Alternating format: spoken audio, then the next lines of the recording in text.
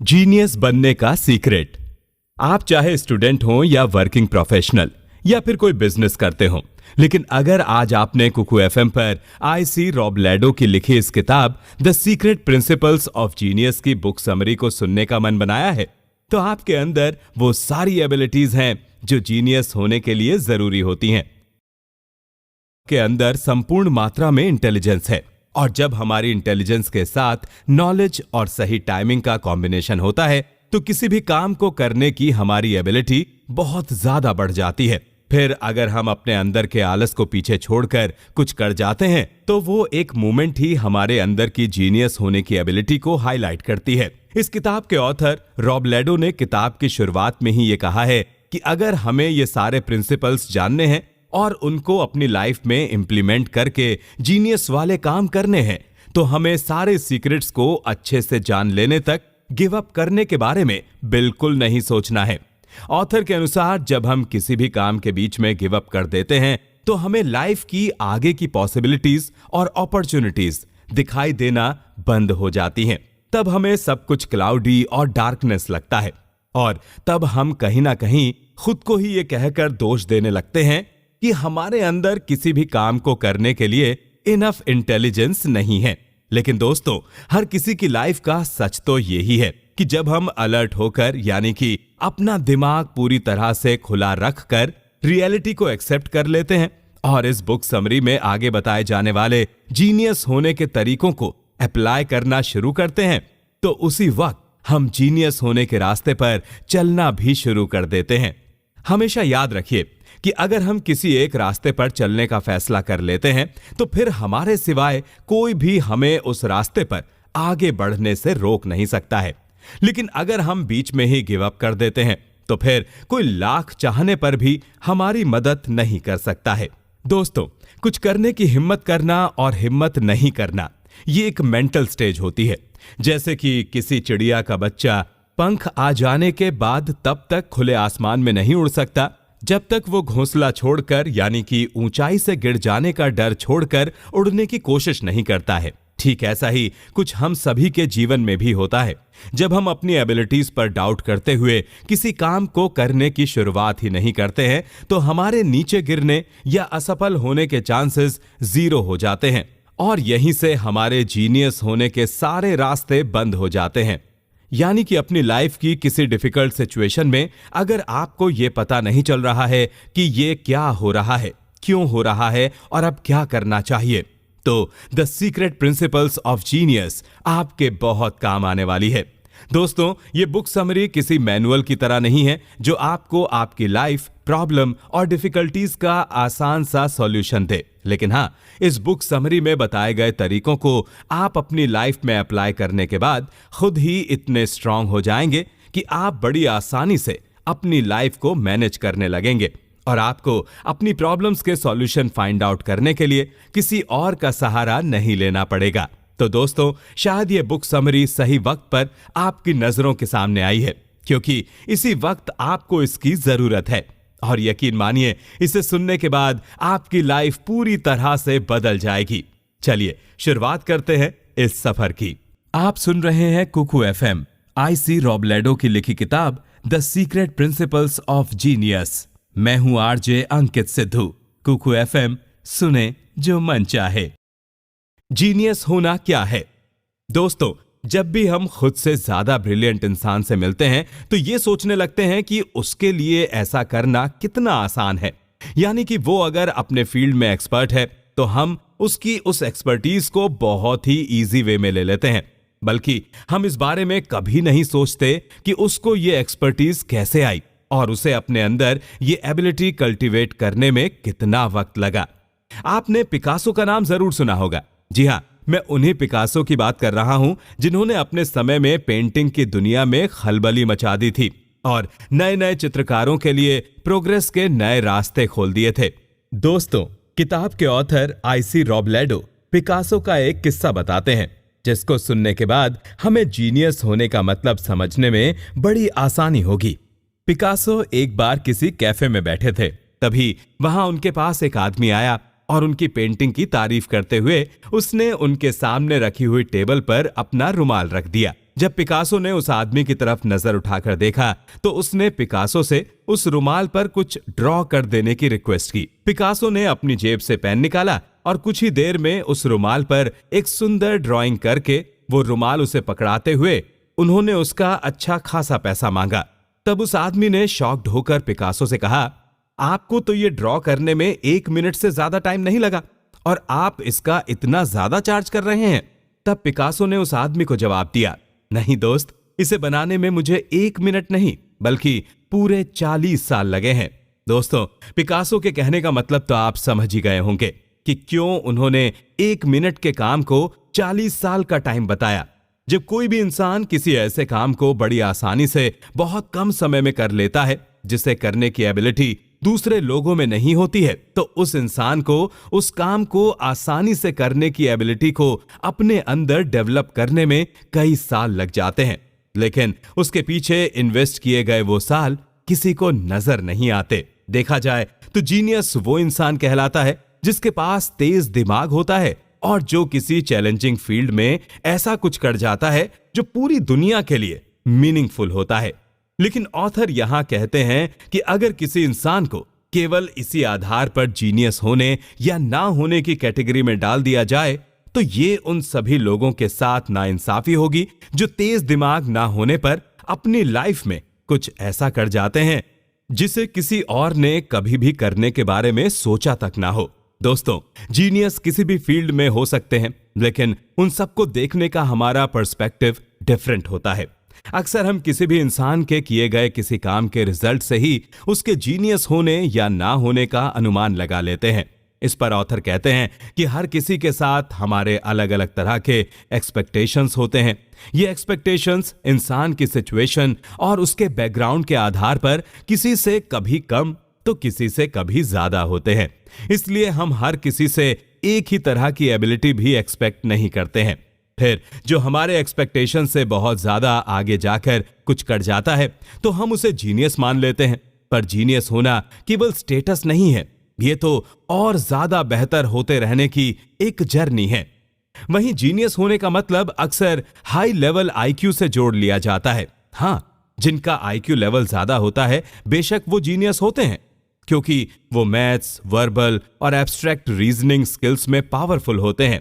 लेकिन ऑथर के अनुसार जीनियस होना अगर आईक्यू के स्कोर पर डिसाइड किया जाए तो जो लोग आर्टिस्टिक काम करते हैं वो कभी भी जीनियस होने की कैटेगरी में आ ही नहीं सकते हैं, क्योंकि उनका संबंध नंबर से ज्यादा आर्ट से होता है। इसी तरह अगर किसी का आईक्यू लेवल कम है तो इसका मतलब केवल यही होता है कि उसे किसी काम को करने के लिए थोड़ी ज्यादा मेहनत की जरूरत है। पर जीनियस होने के तरीकों को अच्छी तरह से इंप्लीमेंट करके कम आईक्यू लेवल वाला इंसान भी जीनियस होने का स्टेटस पा सकता है। दोस्तों, जिंदगी में कुछ बातें हमारे कंट्रोल में होती हैं और कुछ नहीं। लोग अगर आपको जीनियस नहीं मानते हैं तो इस बात पर आपका कोई कंट्रोल नहीं हो सकता है, क्योंकि लोगों की सोच को आप कभी नहीं बदल सकते हैं। आप केवल अपने काम पर फोकस रखकर नए नए अकम्प्लिशमेंट अचीव करने के बाद लोगों को उनकी सोच बदलने पर मजबूर कर सकते हैं। इस बुक समरी में ऑथर ने बहुत से सीक्रेट प्रिंसिपल्स बताए हैं और उनका यह सजेशन है कि हमारी लाइफ और हमारे गोल के अनुसार जो भी प्रिंसिपल्स हमें अनुकूल लगें उस पर इंप्लीमेंट करके रिजल्ट्स पाने के लिए हमें अपने सारे एफर्ट्स लगा देने चाहिए। और ऐसा करते ही हमारे अंदर रहा जीनियस वाला जीन्स सबको नजर आने लगेगा। दोस्तों, एल्बर्ट आइंस्टीन ने एक बार कहा था कि हर कोई जीनियस है, लेकिन अगर आप किसी मछली को उसके पेड़ पर चढ़ने की एबिलिटी के आधार पर जज करेंगे तो वो अपनी पूरी लाइफ ये मानकर बिता देगी कि वो बेवकूफ है। यानी कि हर इंसान के अंदर उसकी कुछ पर्सनल क्वालिटीज होती हैं और जीनियस होने की जर्नी में इंसान की ये पर्सनल क्वालिटीज बहुत ज्यादा इंपॉर्टेंट होती हैं, जिसके बारे में हम अगले एपिसोड में जानेंगे। पर्सनल क्वालिटीज की इंपॉर्टेंस। दोस्तों, अगर हम हर इंसान की एक बेसिक क्वालिटी की बात करें तो ऑथर का ऐसा मानना है कि जब हम जन्म लेते हैं तब से ही एक क्वालिटी हम सभी में होती है, जिसकी मदद से ही हम अपने आसपास की चीजों को एक्सपीरियंस कर पाते हैं। यानी कि हम देख सकते हैं, सूंघ सकते हैं, सुन सकते हैं, किसी चीज को टच कर सकते हैं और टेस्ट का अनुभव कर सकते हैं। मतलब इन 5 तरीकों से हम अपने आसपास के माहौल में होने वाले चेंजेस को एक्सपीरियंस करते हैं और उसी के अनुसार रिएक्ट करना भी सीखते जाते हैं। अब यहां मजेदार बात यह है कि जिन सेंस ऑर्गन की मदद से हम ये सब कुछ अनुभव कर पाते हैं उनको हम बहुत ही इजी वे में ले लेते हैं।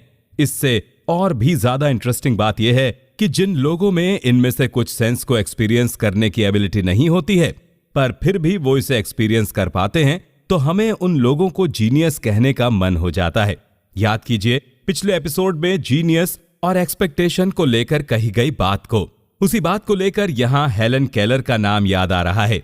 हेलन केलर के बारे में तो आप सभी जानते ही होंगे।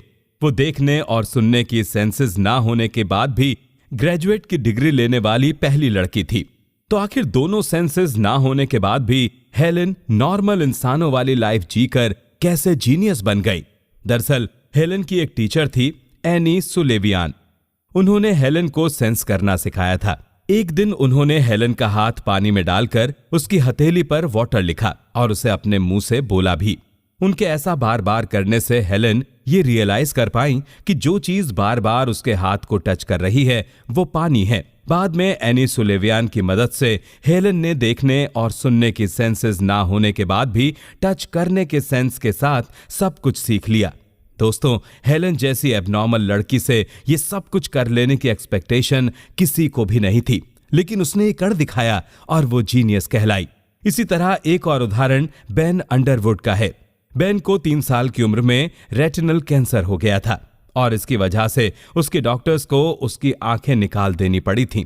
फिर देख ना पाने की एबिलिटी ना होने के बाद भी बेन दूसरे लड़कों की तरह बड़ी आसानी से सारे काम कर सकता था। वो बास्केटबॉल भी खेलता था, बाइक भी चलाता था, मतलब वो सारी एक्टिविटीज कर लेता था जो उसकी उम्र के नॉर्मल लड़के करते थे।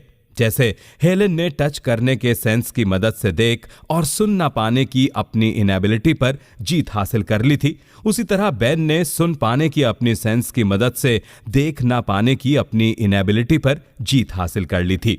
इसीलिए इतिहास में हेलन और बेन दोनों के ही नाम जीनियस के तौर पर लिखे गए हैं, क्योंकि उन्होंने वो कर दिखाया था जिसके करने की उनसे कोई एक्सपेक्टेशन ही नहीं थी। दोस्तों, जब भी हम सेंसेस के बारे में सोचते हैं तो देखने, सूंघने, सुनने, टेस्ट और टच करने के ये 5 सेंस के अलावा हमारे दिमाग में और कोई दूसरा ऑप्शन क्लिक ही नहीं होता है। ऑथर यहां पर कहते हैं कि इन 5 सेंस के अलावा हम में हमारे शरीर को बैलेंस करने की एबिलिटी भी होती है। हर सीजन के अनुसार हमारे शरीर में ठंडा या गर्म अनुभव करने की भी एबिलिटी हम में होती है। इसके अलावा हमें भूख लगने का पता चलने की भी एबिलिटी हम में होती है।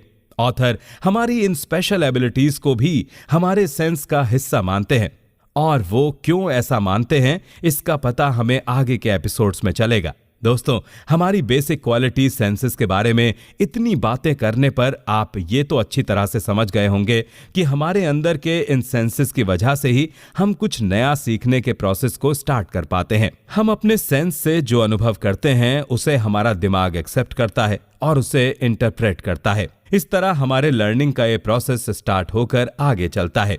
हम इस बात को कुछ इस तरह से भी कह सकते हैं कि सेंस के बिना हमारा दिमाग एक यूजलेस ऑर्गन है, क्योंकि सेंस ना कर पाने की वजह से हमारे दिमाग के पास कोई सिग्नल ही नहीं पहुंचेगा और हम ना तो कुछ सीख पाएंगे और ना ही कुछ समझ पाएंगे।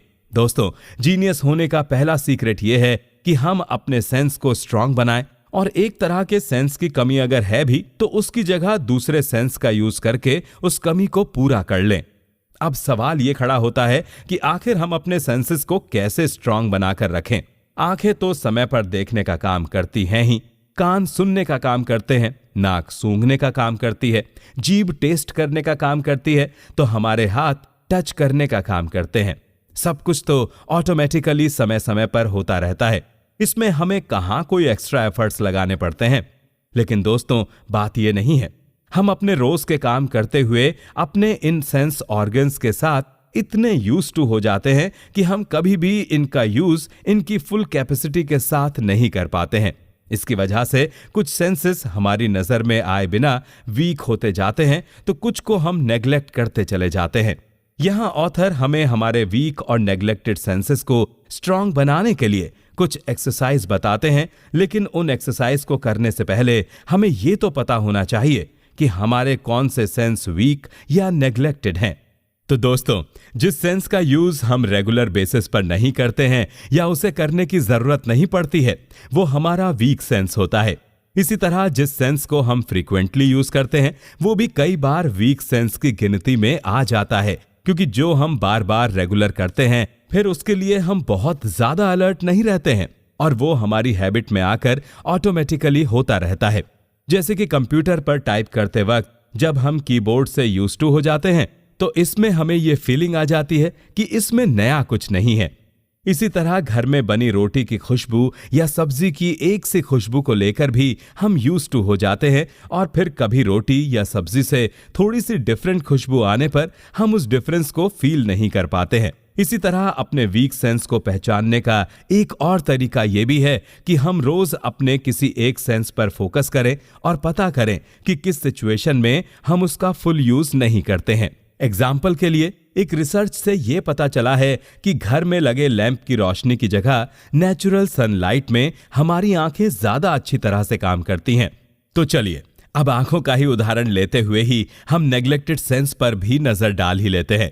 दोस्तों, हम सबसे ज्यादा यूज अपनी आंखों का ही करते हैं, मतलब कि हमारे देखने की सेंस का। और ऑथर कहते हैं कि जिस सेंस का हम ज्यादा यूज करते हैं हमें उसे कभी कभी नेग्लेक्ट करने की एक्सरसाइज करनी चाहिए। जैसे कि टीवी देखते हुए आंखें बंद करके केवल सुनकर ही अपने दिमाग में टीवी पर दिखाए जाने वाले सीन्स को हम इमेजिन करें, या फिर हम ऐसा भी कर सकते हैं कि अपने ही घर में आंखें बंद कर चलने की कोशिश करें और आसपास से आ रही आवाजों के आधार पर सब कुछ देखने की कोशिश करें।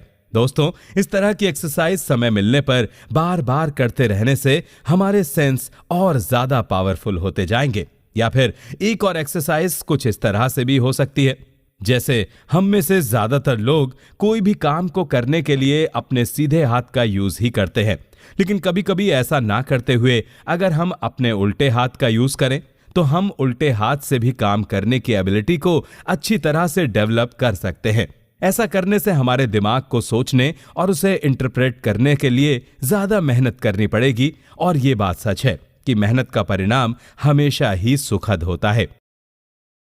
दोस्तों, क्या आपने कभी किसी छोटे बच्चे की एक्टिविटीज को ध्यान से देखा है? कुछ बच्चे बहुत ही क्यूरियस होते हैं। उनके हाथ में जो भी खिलौना आता है वो उसे तोड़ मरोड़ कर ये जानने की कोशिश करते हैं कि आखिर वो काम कैसे करता है। बच्चों की इस हरकत पर भले ही उनको डांट पड़ती हो, लेकिन यकीन मानिए, जीनियस होने का एक सीक्रेट प्रिंसिपल क्यूरियोसिटी भी है। कोई भी इंसान जब क्यूरियस होता है तो वो कुछ ना कुछ नया सीखता ही है। ये हमारी क्यूरियोसिटी ही होती है जो हमें मुश्किल से मुश्किल प्रॉब्लम्स को सॉल्व करने के लिए, आगे बढ़ने के लिए फोर्स करती रहती है, जबकि बहुत से लोग उस सिचुएशन में गिव अप भी कर देते हैं। क्यूरियोसिटी की वजह से ही ये पता चलता है कि दुनिया में ऐसा बहुत कुछ है जो लोगों की नजरों में अननोन है, और वहां से कुछ नया ढूंढ निकालने की पॉसिबिलिटी बहुत ज्यादा है। हम जितना ज्यादा नया जानते, सीखते और समझते हैं, उतना ही ज्यादा हम अपनी इंटेलिजेंस को पॉलिश करते हैं। दोस्तों, क्यूरियोसिटी किसी भी इंसान के लिए मोटिवेशन का काम करती है। जब हम क्यूरियस होते हैं तब किसी चीज के बारे में जानने की हमारी इच्छा इतनी ज्यादा बढ़ जाती है कि हमें अपनी उस इच्छा को पूरा करना ही पड़ता है। जो लोग क्यूरियस होते हैं वो काम करते हुए जल्दी से थकते नहीं हैं। वो काम करना उनको कोई मजेदार खेल खेलने जैसा लगता है। आज तक जितने भी इनोवेशन हुए हैं वो इंसान की क्यूरियोसिटी की वजह से ही हुए हैं। इसलिए क्यूरियस होना जीनियस लोगों की सबसे इंपॉर्टेंट पर्सनल क्वालिटी होती है। जब हम किसी बात को लेकर बहुत ज्यादा ही क्यूरियस होते हैं तो हमारे मन में ज्यादा सवाल पैदा होते हैं और हम उन सवालों के जवाब ढूंढने की कोशिश करते हैं। फिर हम जितने ज्यादा जवाब ढूंढ पाते हैं दूसरे लोगों के कंपैरिजन में, हम उतना ज्यादा ही सीखते हैं और हमारे आगे बढ़ने के चांसेस दूसरों से कहीं ज्यादा बढ़ जाते हैं। दोस्तों, जीनियस होने के इस सीक्रेट प्रिंसिपल को अपनी लाइफ में अप्लाई करने की सलाह देते हुए ऑथर कहते हैं कि हम अपने अंदर पनप रही क्यूरियोसिटी को और ज्यादा डेवलप कर सकते हैं। ऐसा करने के लिए वो हमें किसी म्यूजियम की विजिट लेने की सलाह देते हैं और आगे कहते हैं कि म्यूजियम एक ऐसी जगह है जहां हमारे जानने, समझने और सीखने के लिए बहुत सी चीजें होती हैं जिनकी मदद से हम इस क्वालिटी को डेवलप करके और ज्यादा बेटर बना सकते हैं। ऑथर ये भी कहते हैं कि हर इंसान में थोड़ी बहुत क्यूरियोसिटी तो होती ही है, लेकिन बहुत से लोग उसे ठीक से यूज नहीं करते हैं। यानी कि हम अगर किसी बात को लेकर क्यूरियस हैं तो हमें चुप रहने की जगह सवाल करते रहना चाहिए, भले ही हमारा सवाल स्टूपिड सा क्यों ना हो और भले ही लोग उस पर हंसें, लेकिन हमें किसी भी सिचुएशन में गिव अप नहीं करना है। और बहुत से लोग दूसरों के बारे में ज्यादा सोचकर अपनी क्यूरियोसिटी को आगे बढ़ने से रोककर जीनियस होने के इस सीक्रेट को हमेशा के लिए अपने से दूर कर देते हैं। हमें अपने आसपास बहुत से क्यूरियस लोग देखने को मिल जाते हैं। ज्यादातर बच्चे, आर्टिस्ट, इन्वेस्टिगेटर्स, इन्वेंटर्स और एंटरप्रेन्योर्स क्यूरियस किस्म के होते हैं। ऐसे लोगों के बीच रहकर भी हम अपनी इस क्वालिटी को और ज्यादा डेवलप कर सकते हैं।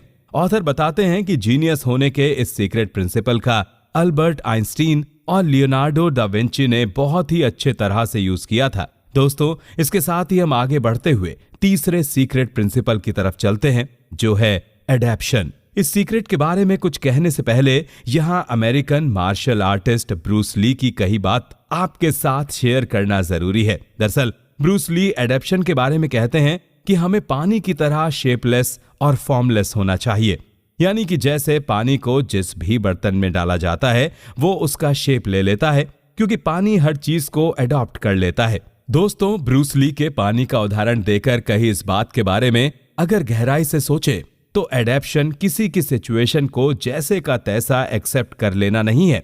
ये तो किसी भी सिनेरियो या प्रॉब्लम को उसकी सिचुएशन के अनुसार हमारे अप्रोच को बदलने की विलिंगनेस है।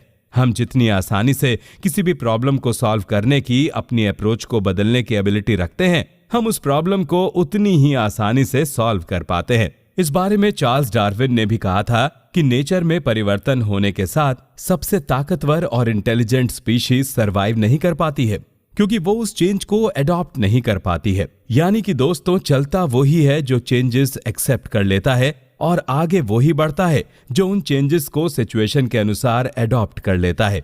ऑथर इस सीक्रेट को अपनी लाइफ में अप्लाई करने की सलाह देते हुए कहते हैं कि एडॉप्शन को बहुत कम लोग एक्सेप्ट कर पाते हैं, क्योंकि ऐसा करना उनके लिए मुश्किल होता है। लेकिन हम हमारे अंदर इस क्वालिटी को अपने आसपास के माहौल में हो रहे हर छोटे से छोटे चेंज की तरफ प्रॉपर अटेंशन देकर अच्छी तरह से डेवलप कर सकते हैं।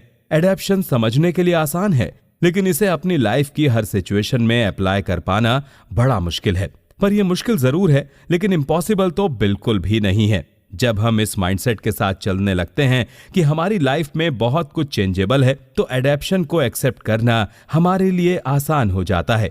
दोस्तों, ऑथर यहाँ एक छोटा सा एग्जाम्पल देते हैं और ये बताते हैं कि आजकल सोशल मीडिया ने पूरी दुनिया को एक जगह लाकर खड़ा कर दिया है। बहुत से सोशल प्लेटफॉर्म्स की वजह से हमारी दोस्ती उन लोगों से भी हो जाती है जिनसे हम कभी मिले ना हो। इस तरह से हमारा अपना एक वर्चुअल ग्रुप बन जाता है। अब हमारे ग्रुप में रह रहे हर दोस्त का मूड रोज एक सा हो ये जरूरी तो नहीं। कोई किसी दिन दुखी हो सकता है, कोई अकेलापन महसूस कर रहा हो। ऐसे में हमें अपने दोस्तों के हर तरह के मूड के साथ उसी तरह डील करना जरूरी हो जाता है, और ऐसा करते हुए हम अलग अलग मूड के लोगों के साथ एक ही समय में अलग अलग तरह से अपना रिएक्शन देते हैं। और हम ऐसा इसलिए भी कर पाते हैं क्योंकि हम उनके मूड को अडॉप्ट कर चुके होते हैं। दोस्तों, एडेप्शन की क्वालिटी को और ज्यादा डेवलप करने के लिए ऑथर हमें खुद को एक तरह की कंडीशन के साथ बांधने को भी कहते हैं। एग्जाम्पल के लिए हम डिफरेंट बैकग्राउंड और कल्चर के लोगों से मिल सकते हैं और रोज के काम से टाइम निकालकर कोई नई एक्टिविटी कर सकते हैं। फिर उसके बाद जो अपने अंदर इस क्वालिटी को अच्छी तरह से डेवलप कर लेते हैं, वो मुश्किल से मुश्किल सिचुएशन में भी हार नहीं मानते हैं और इस तरह के प्रेशर को सहने की एबिलिटी रखते हैं। स्टीफन हॉकिंग और ब्रूस ली इस क्वालिटी को अच्छी तरह से यूज करने वाले कुछ गिने चुने लोगों में से हैं, जिन्होंने इस सीक्रेट को समझा और अपनी लाइफ में अप्लाई भी किया। दोस्तों, हमने अब तक जीनियस लोगों के 3 सीक्रेट प्रिंसिपल के बारे में जाना। आइए अब आगे चलते हुए चौथे सीक्रेट पर से पर्दा उठाते हैं, और ये चौथा सीक्रेट है चैलेंज। अक्सर हमारी लाइफ में हमारी मुलाकात कुछ ऐसे लोगों से हो जाती है जो इजीली सेटिस्फाई नहीं होते हैं और अपने काम की क्वालिटी को लेकर बहुत ही ज्यादा डिमांडिंग होते हैं। ऐसे लोग हमेशा खुद को चैलेंज देते रहते हैं और उसे पूरा करने के लिए कोशिश भी करते हैं।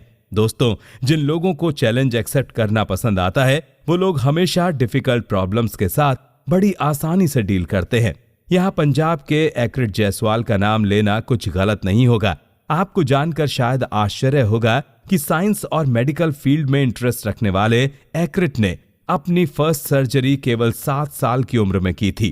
किसी बच्चे से सर्जरी करने की उम्मीद रखना तो दूर, इस बात के बारे में सोचा भी नहीं जा सकता, लेकिन एक्रिट ने यह कर दिखाया था, क्योंकि उसने जीनियस होने के इस सीक्रेट को अपनी लाइफ में अच्छी तरह से अप्लाई कर लिया था। दोस्तों, हमेशा याद रखिए, जब हम अपने लिए चैलेंज एक्सेप्ट कर लेते हैं तो हम अपनी एबिलिटी को और ज्यादा डेवलप करने के रास्ते पर चल पड़ते हैं।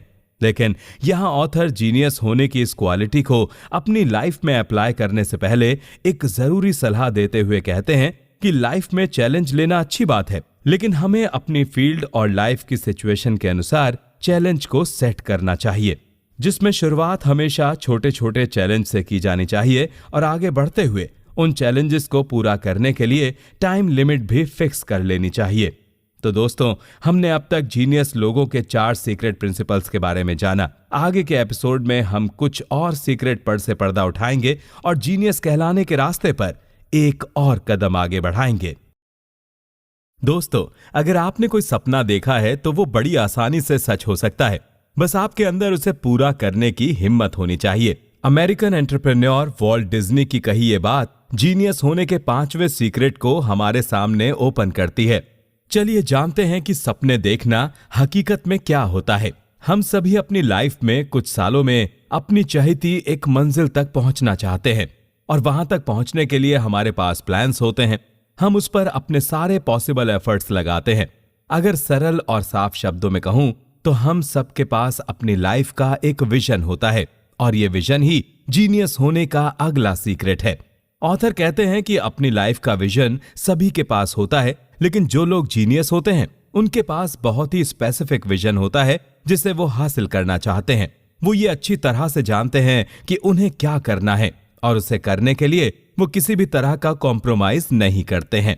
अपने विजन को रियलिटी में बदलना कोई मुश्किल काम नहीं है, लेकिन बड़ा आसान भी नहीं है। इसे समय और एक्सपीरियंस के साथ किया जा सकता है। स्टीव जॉब्स का कहना है कि बहुत से लोगों को यह पता नहीं होता कि वो क्या चाहते हैं जब तक उन्हें उसके बारे में बताया ना जाए। स्टीव जॉब्स के पास एक विजन था कि लोगों की जिंदगी में टेक्नोलॉजी को इतना करीब से जोड़ा जाए जिससे उनकी लाइफ के बहुत से टास्क आसान होते जाएं। स्टीव ने छोटे छोटे पड़ाव को पार करते हुए अपने विजन को रियलिटी में बदला और आज उनके प्रयासों की वजह से ही हम सबके लिए दुनिया भर की इंफॉर्मेशन को एक छोटे से डिवाइस के जरिए हासिल कर पाना संभव हो पाया है। दोस्तों, कई बार अपने विजन को रियलिटी का हिस्सा बनाने के लिए हमें समय के साथ पैसों की, दूसरों की मदद की और एक्सपर्टीज की भी जरूरत पड़ती है। जब हम अपने विजन पर पूरी प्लानिंग के साथ काम करते हैं तो वो हकीकत से जरूर जुड़ता है। ऐसा करने के लिए ऑथर हमें सलाह देते हैं कि हमें जरूरत पड़ने पर उस फील्ड के एक्सपर्ट्स की सलाह लेनी चाहिए और जल्दबाजी कभी नहीं करनी चाहिए। दोस्तों, आपने थॉमस एडिसन, अल्बर्ट आइंस्टीन और लियोनार्डो दा विंची का नाम जरूर सुना होगा। ये सभी जीनियस अपनी अपनी फील्ड में अपनी यूनिकनेस की वजह से जाने जाते हैं। इन जीनियस को इस बात का बिल्कुल भी डर नहीं था कि अगर वो दूसरे लोगों से हटकर कुछ अलग करेंगे तो लोग क्या सोचेंगे। वो कोई भी प्रॉब्लम्स को सॉल्व करने के लिए कोई ना कोई यूनिक आइडिया के बारे में हमेशा सोचते रहते थे। हाँ, दूसरे लोगों के कंपैरिजन में अलग अप्रोच रखने का ये भी मतलब नहीं होता है कि हम कुछ गलत कर रहे हैं, बल्कि हमारी ये अप्रोच ही हमें भीड़ से अलग करती है। तो दोस्तों, आप अब तक समझ ही गए होंगे कि हम जीनियस होने के एक और सीक्रेट को जानने के लिए आगे बढ़ चुके हैं। जी हाँ दोस्तों, यूनिकनेस ही हमारी मंजिल तक पहुंचने का अगला सीक्रेट है। ऑथर रॉब लेडो ये बताते हैं कि खुद को अलग साबित करना कई बार लोगों के लिए मजाक का विषय बन जाता है, लेकिन जो इंसान इसकी परवाह ना करके पूरे डेडिकेशन के साथ अपने काम को करते रहते हैं, फिर बाद में वो लोग ही ऐसे जीनियस की पूजा करते हैं। अपने अंदर इस क्वालिटी को डेवलप और पॉलिश करने के लिए ऑथर हमें ऐसे लोगों से संपर्क बढ़ाने को कहते हैं जो इस सीक्रेट प्रिंसिपल को फॉलो कर रहे होते हैं। चलिए अब आगे बढ़ते हुए the secret principles of genius के बारे में बताते हुए इस किताब के ऑथर रॉब लेडो परफेक्शन पर फोकस करते हैं। रॉब लेडो के अनुसार जो लोग जीनियस होते हैं उनमें एक बात कॉमन होती है कि वो सभी लोग अपने काम को लेकर परफेक्शनिस्ट होते हैं, यानी कि वो हमेशा अपना बेस्ट देने के लिए काम करते हैं। दोस्तों, किसी भी काम में परफेक्शन लाने के लिए हमें उस काम को करने के लिए कुछ हाई स्टैंडर्ड सेट करने होते हैं और ऐसी कंडीशंस या सिचुएशन ढूंढनी होती हैं जिससे हम अपना बेस्ट प्रोड्यूस कर सकें। जैसे कि अगर कोई आर्टिस्ट अपना बेस्ट आर्ट वर्क डिलीवर करना चाहता है तो वो उस आर्ट को बनाने के लिए बेस्ट से बेस्ट मटेरियल का यूज करेगा। इसी तरह जब कोई ऑथर फिक्शन या नॉन फिक्शन बुक लिख रहा होता है तो वो अपना बेस्ट देने के लिए एक्स्ट्रा टाइम देता है और बुक के लिए सफिशिएंट रिसर्च करता है। कहने का मतलब यह है कि अपने काम में परफेक्शन लाने के लिए हम जो कुछ उसे बेस्ट बनाने के लिए कर सकते हैं उसे करना चाहिए। वैसे जीनियस लेवल का कोई भी काम कभी भी एक्सीडेंटली नहीं होता है और उसे करने के लिए सब कुछ एक्स्ट्रा देना पड़ता है, टाइम, मनी, एफर्ट्स, सब कुछ एक्स्ट्रा। तब जाकर हाई स्टैंडर्ड के पूरे परफेक्शन के साथ वो काम पूरा होता है। ऑथर कहते हैं कि ज्यादातर लोगों के मन में एक गलत परसेप्शन होता है कि वो जो कुछ भी करते हैं वो उनकी लाइफ का एक हिस्सा है और उसमें किए गए 19-20 के कॉम्प्रोमाइज से उस काम की क्वालिटी पर कोई बहुत ज्यादा असर नहीं पड़ता है। दोस्तों, ये बहुत ही गलत माइंडसेट होता है जो जीनियस होने की जर्नी को बीच रास्ते में ही खत्म कर सकता है। ऑथर के अनुसार चाहे जैसी भी सिचुएशन क्यों ना हो, जीनियस लोग हमेशा अपना बेस्ट डिलीवर करने को कमिटेड होते हैं। एक बार जब हम अपने काम के साथ किसी भी तरह का कॉम्प्रोमाइज करना छोड़ देते हैं तो हमारे काम की क्वालिटी पर उसका पॉजिटिव असर तुरंत ही दिखाई देने लगता है। किसी भी काम में परफेक्शन होने का फायदा यह होता है कि हम देर से ही सही लेकिन हाई स्टैंडर्ड के साथ टॉप क्वालिटी का काम करने के लिए हैबिचुअल हो जाते हैं और जब हम ऐसा करने में सफल हो जाते हैं तो हम अपनी तरफ और भी ब्रिलियंट लोगों को अट्रैक्ट करना शुरू कर देते हैं। अब यहाँ ये सवाल पैदा होता है कि हर काम में परफेक्शन कैसे लाया जाए। इसके लिए ऑथर हमें खुद से और ज्यादा एक्सपेक्ट करने की सलाह देते हैं। रोबेल्डो कहते हैं कि हम किसी भी काम को करने के लिए अपने एक माइंडसेट बनाकर रखते हैं और उस लिमिट को हम क्रॉस नहीं करना चाहते हैं या क्रॉस नहीं कर पाते हैं। हमें खुद से बेटर परफॉर्मेंस पाने के लिए हम जितना कर सकते हैं उससे थोड़ा ज्यादा करने की एक्सपेक्टेशन रखनी चाहिए। दोस्तों, ऑथर ये भी सलाह देते हैं कि जब हम अपना काम खत्म कर लें तो उसे एक बार अच्छी तरह से रिव्यू जरूर करें, क्योंकि किसी काम को पूरा करना उतना इंपॉर्टेंट नहीं होता है जितना उसी काम को अच्छी क्वालिटी के साथ पूरा करना होता है। और आज इसलिए चार्ल्स बुकोस्की और लियोनार्डो दा विंची अपने काम में परफेक्शन के लिए जाने जाते हैं। आगे के सीक्रेट के बारे में बताते हुए ऑथर हमें कभी भी गिव अप करने से मना करते हैं। ऑथर ने इस सीक्रेट प्रिंसिपल को परसिवियरेंस कहा है, यानी कि किसी भी काम के पीछे उसके पूरे होने तक हाथ धोकर पीछे पड़े रहना। कई बार किसी काम में बहुत ज्यादा मुश्किलें आने पर हम उसे बीच में ही अधूरा छोड़ देते हैं। बस ये एक बात ही है कि हमें दूसरे जीनियस लोगों से अलग कर देती है। ऑथर ने इस किताब को लिखने से पहले बहुत से जीनियस लोगों के बारे में रिसर्च की थी और अपनी रिसर्च के दौरान उन्होंने एक कॉमन बात सभी में नोटिस की कि उन सभी लोगों की लाइफ में उतनी ही डिफिकल्टीज आई जितनी कि हमारी लाइफ में आती रहती हैं, लेकिन उन सभी जीनियस लोगों ने कभी भी हार नहीं मानी और आगे बढ़ते चले गए। चलिए इसको और अच्छे से समझने के लिए स्टीफन हॉकिंग का एग्जाम्पल लेते हैं।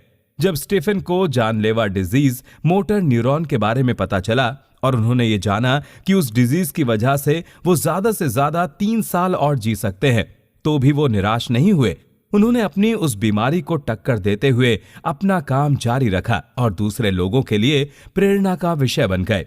दोस्तों, तकलीफें और मुश्किलें तो हर किसी की जिंदगी में आती और जाती रहती हैं। इसे अगर पॉजिटिव वे से देखा जाए तो मुश्किलें हमारी जिंदगी की परीक्षा की घड़ी होती हैं, जिसमें हमारा डिस्टिंक्शन के साथ पास होना बहुत जरूरी होता है।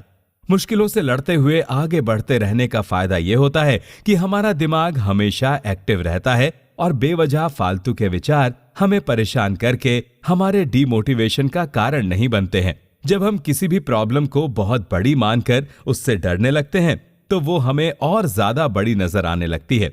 लेकिन अगर किसी भी प्रॉब्लम को सॉल्व करने के पॉसिबल वे ढूंढकर उस पर काम किया जाए तो हमारी प्रॉब्लम सॉल्विंग स्किल डेवलप होने लगती है। इस क्वालिटी को अपनी लाइफ में अप्लाई करने के लिए ऑथर कहते हैं कि हमें किसी भी प्रॉब्लम को एक अपॉर्चुनिटी की तरह देखना चाहिए। ऐसा करने से हमें उस प्रॉब्लम को सॉल्व करने के और कई रास्ते खुले हुए नजर आने लगते हैं। दोस्तों, जिंदगी की मुश्किलों से लड़ना आसान काम नहीं है, लेकिन यह उतना भी मुश्किल नहीं है जितना हम सोचते हैं, और जीनियस के लिए तो बिल्कुल भी नहीं है। दोस्तों, हम हमारी पर्सनल क्वालिटीज को लेकर जीनियस होने के सीक्रेट प्रिंसिपल्स को जानने और समझने की कोशिश कर रहे हैं। इसी रास्ते पर आगे बढ़ते हुए पर्सनल क्वालिटीज से रिलेटेड एक और इंपॉर्टेंट सीक्रेट है वर्क। काम करना भले ही किसी को अच्छा ना लगे, लेकिन अपने और अपनी फैमिली के लिए ब्रेड बटर अर्न करने के लिए हम सभी को काम करना ही पड़ता है। कोई ज्यादा काम करता है तो कोई कम, लेकिन थोड़ा बहुत काम तो हर कोई करता ही है। ऑथर हमारे काम करने की आदत और परसेप्शन को भी जीनियस होने की एक इंपॉर्टेंट क्वालिटी मानते हैं। जीनियस लोग प्रोग्रेस करने के लिए, काम करने के लिए हमेशा तैयार रहते हैं। उनका उद्देश्य काम करके केवल पैसा कमाना ही नहीं होता है, बल्कि वो ज्यादा काम करके अपने काम करने की एबिलिटी को बढ़ाने और कुछ नया सीखने के लिए काम करते हैं। दोस्तों, जीनियस लोगों का काम को लेकर परसेप्शन कुछ अलग होता है, जिसकी वजह से उनको कोई भी काम बोझ नहीं लगता। ऑथर कहते हैं कि कुछ लोग जब किसी काम को पसंद नहीं करते हैं तो वो उसे कल पर टालते जाते हैं। ऐसा करना उस इंसान के लिए तो नुकसान वाली बात होती है, साथ ही वो जिस किसी भी ऑर्गेनाइजेशन के लिए काम कर रहा होता है उसके लिए भी वो नुकसान वाली बात होती है। और फिर जब हम किसी काम को रोज रोज समय पर करते रहते हैं तो हम ज्यादा से ज्यादा डिसिप्लिन होते जाते हैं और अपने काम की प्रायोरिटी को पहचानना सीख जाते हैं। काम तो हर कोई करना जानता है, लेकिन कौन सा काम कब किया जाना चाहिए ये डिसीजन हर कोई नहीं ले पाता है। ये तो वही इंसान कर सकता है जो काम करने से घबराता नहीं है। दोस्तों, प्लानिंग के साथ काम करने के इस सीक्रेट को अपनी लाइफ में अप्लाई करने की सलाह देते हुए ऑथर कहते हैं कि हमें हर वक्त अपने काम के लिए कमिटेड होना चाहिए, लेकिन इसका यह मतलब बिल्कुल नहीं है कि हमें वर्कोहॉलिक बन जाना है। काम के लिए कमिटमेंट होने का सीधा सा मतलब यह है कि हम उस काम की बारीकियों को समझने के लिए थोड़ा सा एक्स्ट्रा टाइम और एक्स्ट्रा एफर्ट्स जरूर दें, ताकि हम कुछ नया सीख सकें, और इस कमिटमेंट के सहारे ही हमारे प्रोग्रेस के रास्ते खुलते हैं। आगे ऑथर ये भी कहते हैं कि हमें अपना मोटिवेशन फैक्टर ढूंढते रहना चाहिए। किसी के लिए भी काम करने के लिए पैसा सबसे बड़ा मोटिवेशन हो सकता है, लेकिन जो लोग जीनियस होने के रास्ते पर चल रहे होते हैं उनके लिए पैसों से ज्यादा काम से मिलने वाला सेटिस्फैक्शन ज्यादा इंपॉर्टेंट होता है। और अगर आप इस सीक्रेट को अपनी लाइफ में अप्लाई करने वाले कुछ जीनियस के नाम जानना चाहते हैं तो William Shakespeare, Thomas Edison, Albert Einstein, ये कुछ नाम हैं। तो दोस्तों, अभी तक हमने जीनियस बनने के सीक्रेट प्रिंसिपल्स को जानते हुए इंसानों की कुछ ऐसी क्वालिटी के बारे में जाना जो जीनियस लोगों में होती है, और अब आगे के एपिसोड में हम कुछ ऐसी बातों को जानेंगे जिसे जीनियस लोग फॉलो करते हैं। Learning attitude. दोस्तों, जीनियस होने की अपनी इस जर्नी में फेमस एस्ट्रोनॉमर और मैथमेटिशियन गैलीलियो की कही एक बात यहां याद आ रही है। उन्होंने एक बार कहा था कि उन्होंने अपनी लाइफ में कोई भी ऐसा इंसान नहीं देखा जिससे उन्होंने कुछ सीखा ना हो। पहली नजर में गैलीलियो की कही इस बात में बहुत कुछ खास नजर नहीं आता है, लेकिन उनकी इस बात पर जरा गहराई से सोचा जाए तो हम पाएंगे कि जिन इंसानों में कुछ नया सीखने और करने का जुनून और इच्छा होती है वो लोगों की भीड़ में से बड़ी जल्दी ही अलग नजर आने लगते हैं। मतलब हमेशा हर किसी से कुछ नया नया सीखते रहना जीनियस लोगों की खास आदत होती है, जिसे वो कल्टीवेट करते हैं। दोस्तों, जीनियस लोग हमेशा और हर दिन कुछ ना कुछ नया सीखते रहते हैं। उनके लिए उन्होंने क्या सीखा ये इंपॉर्टेंट नहीं होता है, बल्कि अपने सीखने की इच्छा को उन्होंने हर दिन स्ट्रांग बनाए रखा है, ये सबसे ज्यादा इंपॉर्टेंट होता है। ऐसे लोग हमेशा अपने आसपास ऐसी चीजें और किताबों से घिरे रहते हैं जहां से वो कुछ नया सीख सकें। जैसे कि अभी आप ये ऑडियो बुक सुनते हुए कुछ नया सीख रहे हैं। दोस्तों, सीखना और सिखाना हम सभी के लिए बहुत इंपॉर्टेंट है। नॉलेज कुछ नया सीखते रहने से ही बढ़ती है, और जैसे जैसे हमारी नॉलेज बढ़ती जाती है हम दूसरे लोगों से आगे बढ़ते जाते हैं। अपनी बात को आगे बढ़ाते हुए ऑथर बताते हैं कि जीनियस लोगों का अगला सीक्रेट प्रिंसिपल नई नई चीजों के बारे में कुछ जानते रहने के लिए उनका इनिशिएटिव लेना है। आज हम सभी के लिए अगर कुछ सीखना इंपॉर्टेंट नहीं होता तो दुनिया में स्कूल, कॉलेज, कोचिंग इंस्टीट्यूट्स नहीं होते। एक उम्र तक हम कुछ सीखने के लिए अपनी टीचर, अपने मेंटर पर डिपेंड होते हैं, लेकिन उसके बाद उन पर अपनी डिपेंडेंसी छोड़कर हमें खुद ही कुछ नया सीखते रहने के लिए अपने लेवल पर इनिशिएटिव लेते रहना पड़ता है। आजकल कुछ नया सीखने के लिए इंफॉर्मेशन को इकट्ठा करने का काम इंटरनेट ने बड़ा आसान कर दिया है, लेकिन इसका मतलब ये नहीं कि जब इंटरनेट नहीं था तब लोगों के लिए सीखने के प्रोसेस से गुजरना कोई इम्पॉसिबल बात थी। हाँ, ये जरूर है कि आज से कुछ सालों पहले इंटरनेट के ना होने से इंफॉर्मेशन को इकट्ठा करना थोड़ा मुश्किल काम था। दोस्तों, जीनियस लोगों के कुछ एग्जाम्पल्स अगर हम देखें तो पाएंगे कि उनमें से बहुत कम लोगों के पास सीखने के प्रोसेस को आसान बनाने के लिए सुख, साधन और दौलत थी। फेमस साइंटिस्ट माइकल फैराडे एक ऐसी फैमिली में पैदा हुए थे जिसका साइंस से कोई लेना देना ही नहीं था, लेकिन फिर भी माइकल ने कुछ नया सीखने के लिए इनिशिएटिव लिया और अपने साइंटिस्ट बनने के सपने को पूरा किया। इसी तरह न्यूटन का जन्म भी एक ऐसे परिवार में हुआ था जहां से उनको साइंस के बारे में कुछ भी विरासत में नहीं मिल सकता था, लेकिन फिर भी उन्होंने अपनी लाइफ में वो सब कुछ पाया और किया जो वो पाना और करना चाहते थे। ये सब न्यूटन केवल कुछ नया नया सीखते रहने के इनिशिएटिव की वजह से ही कर पाए थे। दोस्तों, जो लोग वाकई में जीनियस होने के रास्ते पर चल रहे होते हैं वो कभी भी कुछ ना सीख पाने के लिए कोई भी एक्सक्यूज नहीं देते हैं और अपनी लाइफ में हजारों ऑब्स्टिकल्स आने पर भी वो लगातार सीखते रहते हैं। नॉलेज को पावर कहा जाता है और ये एक ऐसी पावर है जो किसी भी इंसान की जिंदगी को बदलने की ताकत रखती है। जैसे जैसे कुछ ना कुछ नया सीखते हुए हमारी नॉलेज बढ़ती जाती है, हमारे लिए आगे बढ़ते रहने के नए नए रास्ते खुलने लगते हैं। कुछ नया ना सीखने पर हमारी हालत छोटे से तालाब में रहने वाली मछली या कुएं में रहने वाले उस मेंढक की तरह हो जाती है जो अपने आसपास लिमिटेशन की बहुत बड़ी दीवार खड़ी कर लेते हैं।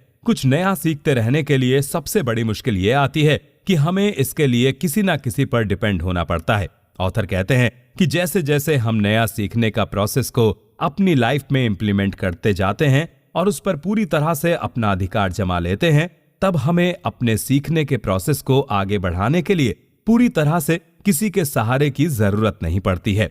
हम खुद ही अपने रास्ते बनाते चले जाते हैं और हम खुद ही ये डिसाइड कर पाते हैं कि हमें क्या सीखना है।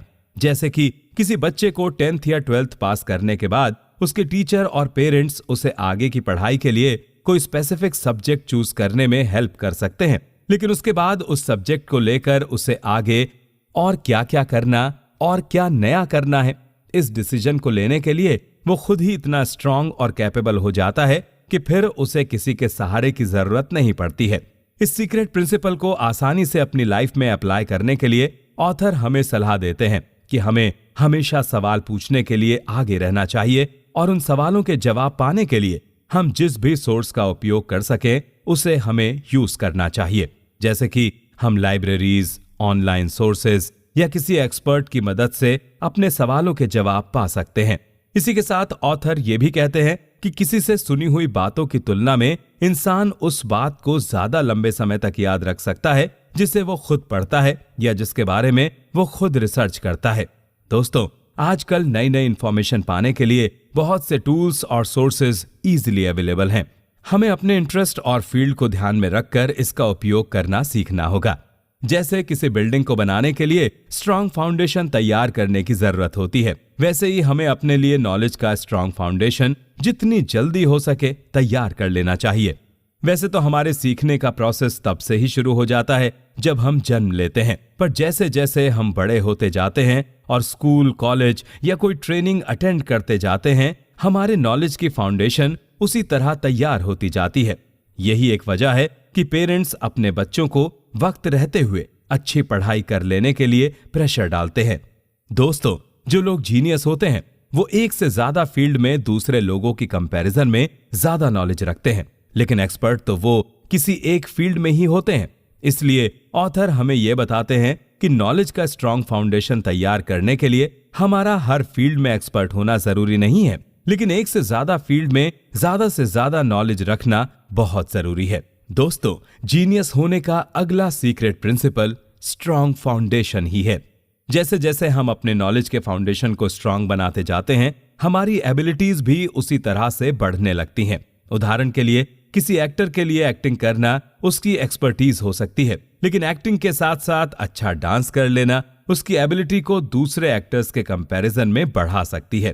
कहने का मतलब यही है कि जिस इंसान के पास जितना ज्यादा और जितनी फील्ड्स का नॉलेज होता है, उसके लिए डिसीजन लेने के लिए ऑप्शंस उतने ही ज्यादा होते हैं। ऑथर के बताए हुए इस सीक्रेट प्रिंसिपल को अपनी लाइफ में अप्लाई करने के लिए हमें आजकल हमारे शहर में जो रिसोर्सेज अवेलेबल हैं, उनके बारे में जानकारी होना और उनका अच्छी तरह से यूज करना हमारी लाइफ की प्रायोरिटी लिस्ट में होना चाहिए। इसी के साथ ऐसे लोगों के साथ अपनी दोस्ती का दायरा बढ़ाना भी फायदेमंद हो सकता है जिनके पास एक से ज्यादा फील्ड की नॉलेज होती है। इसी के साथ आगे बढ़ते हुए ऑथर जीनियस होने के अगले सीक्रेट को बताते हुए कहते हैं कि जीनियस को किसी एक फील्ड में काफी गहराई और विस्तार से नॉलेज होती है। जो लोग किसी एक फील्ड या सब्जेक्ट में अपनी मास्टरी हासिल कर लेते हैं, उनका उस फील्ड या सब्जेक्ट पर पूरी तरह से कमांड हो जाता है। अपने नॉलेज की फाउंडेशन को स्ट्रांग बनाते हुए अपनी पसंद की फील्ड में एक्सपर्ट होना बहुत जरूरी है। एक्सपर्ट होने के लिए उस सब्जेक्ट या फील्ड का डेप्थ यानी गहराई से इतनी नॉलेज होना जरूरी है कि दूसरा कोई आपको बड़ी मुश्किल से कंपटीशन दे पाए। ऑथर इसे ही जीनियस लोगों का एक और सीक्रेट प्रिंसिपल कहते हैं। दोस्तों, मोनालिसा जैसी फेमस पेंटिंग बनाने वाले लियोनार्डो दा विंची ने अपनी पेंटिंग्स में रियल टच लाने के लिए पूरी ह्यूमन एनाटॉमी को जाना और सीखा था। जब हम अपनी फील्ड से जुड़े हुए सप्लीमेंटल सब्जेक्ट के बारे में जानकारी इकट्ठा कर लेते हैं, तो हम अपने काम पर बहुत ज्यादा कंट्रोल भी कर पाते हैं। कम शब्दों में कहा जाए तो नॉलेज फ्रीडम देती है और हमें जीनियस होने के इस सीक्रेट को अपनी लाइफ में अप्लाई जरूर करना चाहिए। अपनी फील्ड में इन डेप्थ नॉलेज डेवलप करने के लिए हमें ज्यादा से ज्यादा सवाल खड़े करके उनके जवाब ढूंढने की कोशिश भी करनी चाहिए। इसके लिए हमें कम से कम 5 सवाल तो जरूर करने चाहिए और उनके जवाब ढूंढने के लिए हम कोई फॉर्मल स्टडी कर सकते हैं, कोई डिग्री ले सकते हैं। और अगर ऐसा करना पॉसिबल नहीं है तो ऐसे बहुत से तरीके हैं जहां से हम अपनी नॉलेज की फाउंडेशन को स्ट्रांग बनाते हुए अपने फील्ड का इन डेप्थ नॉलेज लेकर उसके एक्सपर्ट बन सकते हैं। इसके बाद अगले सीक्रेट के बारे में बताते हुए ऑथर हमें अपने काम से रिलेटेड नोट्स बनाने की सलाह देते हैं। वो कहते हैं कि नोट्स बनाना केवल स्टूडेंट्स के लिए ही जरूरी नहीं होता है। हमें अपने काम के बारे में नोट्स बनाकर उसे और ज्यादा बेहतर बना सकते हैं। ये नोट्स किसी भी तरह के हो सकते हैं। एक आर्टिस्ट के लिए ये यूजफुल रफ स्केच हो सकता है। एक राइटर के लिए अपनी स्टोरी या बुक को लेकर कोई इंटरेस्टिंग प्लॉट हो सकता है। दोस्तों, नोट्स बनाने का फायदा ये होता है कि उसे हम बाद में यूज कर सकते हैं और अपने काम में एक्सीलेंस ला सकते हैं। इसके साथ साथ इस सीक्रेट को अपनी लाइफ में अप्लाई करना भी बहुत आसान है। आजकल नोट्स बनाने के लिए हमें हर वक्त कागज, पेन या डायरी लेकर घूमने की जरूरत नहीं है। हम अपने मोबाइल में ही नोट्स रख सकते हैं। इसके अलावा और भी बहुत सी टेक्नोलॉजी है जिसका उपयोग कर हम ऐसा कर सकते हैं। बस नोट्स बनाते वक्त हमें केवल इस बात का ध्यान रखना बहुत जरूरी है कि हम इंपॉर्टेंट टॉपिक्स पर ही फोकस करें। तो दोस्तों, लर्निंग के इस एपिसोड को हम यहाँ स्टॉप करते हैं। लेकिन जीनियस लोग कैसे लर्निंग एटीट्यूड को डेवलप करते हैं और क्यों ये हमारी लाइफ के लिए बहुत ही ज्यादा इंपॉर्टेंट है, ये जानने के लिए चलते हैं अगले एपिसोड पर। Importance of learning attitude. दोस्तों, इस बात से तो आप भी एग्री होंगे कि हर किसी की जिंदगी में उसके गुरु या शिक्षक की इंपॉर्टेंस बहुत ज्यादा होती है। पुराने जमाने में तो भारत में गुरु शिष्य परंपरा चलती थी। आज समय के साथ सब कुछ थोड़ा थोड़ा बदला है, लेकिन सीखने और सिखाने के प्रोसेस में चेंजेस आने के बाद भी टीचर और स्टूडेंट के रिश्ते की इंपॉर्टेंस उतनी ही है जितनी की पहले के जमाने में थी। ऑथर के अनुसार हमारी लाइफ में किसी गुरु, टीचर या अपनी फील्ड में एक्सपर्ट रह चुके मास्टर का होना बहुत जरूरी है। बिना किसी की हेल्प से सीखा तो बहुत कुछ जा सकता है, लेकिन उनसे जो गाइडेंस मिलती है उससे हमारे कीमती समय की बचत होती है। मास्टर या एक्सपर्ट उस काम को सीखकर अपने एक्सपीरियंस से बहुत सी मुश्किलों को दूर करना भी सीख चुके होते हैं। उनके पास अपनी फील्ड का इन डेप्थ नॉलेज होने के साथ साथ सालों का एक्सपीरियंस भी होता है और उनके उसी एक्सपीरियंस के लिए ऑथर हमें अपनी लाइफ में किसी एक्सपर्ट या मास्टर के होने की सलाह देते हैं। जब कोई फ्रेशर किसी ऑर्गेनाइजेशन को ज्वाइन करता है तो उसे उसके काम की एक्सटेंसिव ट्रेनिंग दी जाती है। ये ट्रेनिंग देने वाले और कोई नहीं बल्कि वो लोग होते हैं जिन्होंने कभी उस काम को करना शुरू किया था और फिर अपने एक्सपीरियंस से वो बहुत कुछ सीख चुके होते हैं। आखिर वो अपने उसी एक्सपीरियंस को ही तो शेयर करते हैं नए एम्प्लॉयज के साथ। दोस्तों, जीनियस होने के इस सीक्रेट को अपनी लाइफ में अप्लाई करने से पहले हमें अपनी फील्ड और अपने काम के बारे में सही जानकारी होना बहुत जरूरी है। इसके बाद उस फील्ड से रिलेटेड सही एक्सपर्ट को चूज करना भी जरूरी है। कई बार अपने काम और फील्ड के बारे में सफिशिएंट नॉलेज ना होने से हमें अपने लिए सही एक्सपर्ट को चूज करने में परेशानी या मुश्किल हो सकती है। इसीलिए ये हर एक इंसान पर डिपेंड करता है कि वो किस तरह सही एक्सपर्ट को चूज करता है। वैसे देखा जाए तो आजकल किसी भी फील्ड से रिलेटेड एक्सपर्ट को ढूंढना कोई बहुत मुश्किल काम नहीं है। शुरुआत में हम उस एक्सपर्ट के कामों में अपनी वॉलंटियर सर्विस, पार्ट या फुल टाइम दे सकते हैं और उस काम की बारीकियों को उस एक्सपर्ट के एक्सपीरियंस और गाइडेंस से सीख सकते हैं। और यकीन मानिए, इसकी कीमत पैसों से कहीं ज्यादा होती है, इसलिए इसे कभी भी पैसों से कंपेयर करने की भूल मत कीजिएगा। दोस्तों, आजकल टीवी पर बहुत से रियलिटी शोज टेलीकास्ट होते हैं जिसमें बहुत से लोग अपना टैलेंट दुनिया के सामने लाते हैं। म्यूजिक, सॉन्ग्स और डांस वाले इन शोज में अगर आपने एक बात पर ध्यान दिया हो तो सभी में वो एक बात कॉमन होती है। उन शोज के सभी पार्टिसिपेंट एक्सपर्ट्स के द्वारा पहले बनाए गए सॉन्ग्स या डांस की मिमिक्री या कॉपी करते हैं। ऐसा करना बुरा नहीं है, क्योंकि इस तरह प्रैक्टिस करने पर वो लोग उस सॉन्ग या डांस की बारीकियों को बहुत अच्छी तरह से समझ पाते हैं और कुछ नया सीखते भी हैं। ऑथर के अनुसार हम इस तरह की टेक्निक को भी यूज कर सकते हैं। इसी के साथ ऑथर हमें एक से ज्यादा मेंटर्स की हेल्प और गाइडेंस लेने की सलाह भी देते हैं, क्योंकि हर एक्सपर्ट का अपना एक अलग एक्सपीरियंस होता है जिसे जानकर हम बहुत जल्दी सक्सेस को हासिल कर सकते हैं। और अगर हमें अपने आसपास या अपने शहर में अपनी फील्ड से रिलेटेड कोई अच्छा एक्सपर्ट नहीं मिल रहा है तो हम ऑनलाइन वेबिनार या कोचिंग की भी हेल्प ले सकते हैं। दोस्तों, सीखने के लिए कुछ भी करने का जुनून हो तो वो काम को सीखने के लिए कोई किसी को रोक नहीं सकता है। आगे बढ़ते हुए ऑथर कहते हैं कि जीनियस लोगों का अगला सीक्रेट ये है कि वो क्लासिक्स की वैल्यू करना जानते हैं। यहाँ क्लासिक्स से मतलब वो बुक्स, वो आर्ट वर्क या फिल्म्स हैं जिनकी अपनी एक ब्यूटी है, यूजफुलनेस है या उनकी हिस्टोरिक वैल्यू है। और इनको क्लासिक इसलिए कहा जाता है क्योंकि ये लोगों के दिल में फॉरएवर एक जगह बनाए रखती हैं। दोस्तों, किसी भी काम को क्लासिक बनाने के लिए जीनियस लोग कुछ हटकर ऐसा करते हैं जो यूनिक होता है। ऐसे क्लासिक वर्क को देखने या उसके बारे में जानने से हमारे अंदर आउटबॉक्स थिंकिंग डेवलप होने लगती है और हम भी कुछ अलग हटकर करने की एबिलिटी कल्टीवेट कर लेते हैं। ऑथर कहते हैं कि अगर हमें क्लासिक वर्क देखना पसंद नहीं है तो फिर भी हमें ऐसा कभी कभी करना चाहिए। इससे फायदा जरूर होता है। दोस्तों, लर्निंग एक ऐसी जर्नी है जो कभी पूरी नहीं होती है। इंसान की जिंदगी में हमेशा कुछ ना कुछ सीखने के लिए होता ही है, लेकिन हम ये सोचते हैं कि जिंदगी हमारा तब तक वेट करेगी जब तक हम कुछ सीखने के लिए रेडी नहीं हो जाते हैं। पर होता क्या है, जब तक हम कुछ सीखने के लिए रेडी होते हैं तब तक वो अपॉर्चुनिटी हमारे हाथों से चली जाती है और फिर कभी लौट कर नहीं आती है। ऑथर जीनियस होने के अगले सीक्रेट के बारे में बताते हुए कहते हैं कि हमारी सबसे बड़ी भूल यही होती है कि हम अक्सर देरी कर जाते हैं। हमें हमेशा हर मोमेंट कुछ सीखने के लिए तैयार रहना चाहिए। सीखते रहने से हमें एक्सपीरियंस मिलता है और यही जीनियस लोगों का एक और सीक्रेट है। वैसे कई बार हमारी जिंदगी में ऐसे मोमेंट या सिचुएशन आ जाती हैं जिसकी वजह से हम बहुत ज्यादा डिस्टर्ब हो जाते हैं। हमारा मन इनसिक्योरिटी से भर जाता है, हमें कोई अनजाना डर सताने लगता है और हमारी लर्निंग प्रोसेस पूरी तरह से डिस्टर्ब हो जाती है। ऑथर रॉब लेडो आगे कहते हैं कि जो लोग जीनियस होते हैं वो अपनी लाइफ की किसी भी तरह की सिचुएशन में अपनी लर्निंग प्रोसेस को अफेक्ट नहीं होने देते। जिंदगी की मुश्किलों के बीच वो अपने लिए वो ही रास्ता चूज करते हैं जहां से उनको ज्यादा से ज्यादा लर्निंग मिलती है। अगर जरूरत पड़ती है तो वो इसके लिए सैक्रिफाइस और कॉम्प्रोमाइज करने को भी तैयार रहते हैं। कुछ नया सीखने के लिए उनके लिए पैसा ज्यादा इंपॉर्टेंस नहीं रखता है। यहाँ ऑथर आइंस्टीन का उदाहरण देते हुए बताते हैं कि आइंस्टीन ने अपने पैशन को वक्त देने के लिए 8 सालों तक क्लर्क की नौकरी की थी। अगर उन्होंने अपनी जॉब पर फोकस करके ज्यादा पैसा कमाने के लिए किया होता तो वो अपने पैशन के लिए वक्त नहीं दे पाते और जो कुछ उन्होंने दुनिया को दिया है वो नहीं दे पाते। यहाँ एक बात याद रखने वाली है कि जीनियस कभी भी अपॉर्चुनिटी का वेट नहीं करते हैं और एक्शन लेते हैं। हमें भी ऐसा ही करना है। हम जितना ज्यादा वक्त लर्निंग को देते जाते हैं उतना ज्यादा ही हम एक्सपर्ट बनते जाते हैं। अपनी फील्ड में एक्सपर्टीज हासिल कर लेने से हम बड़ी से बड़ी प्रॉब्लम्स को भी बड़ी आसानी से सॉल्व करना सीख जाते हैं।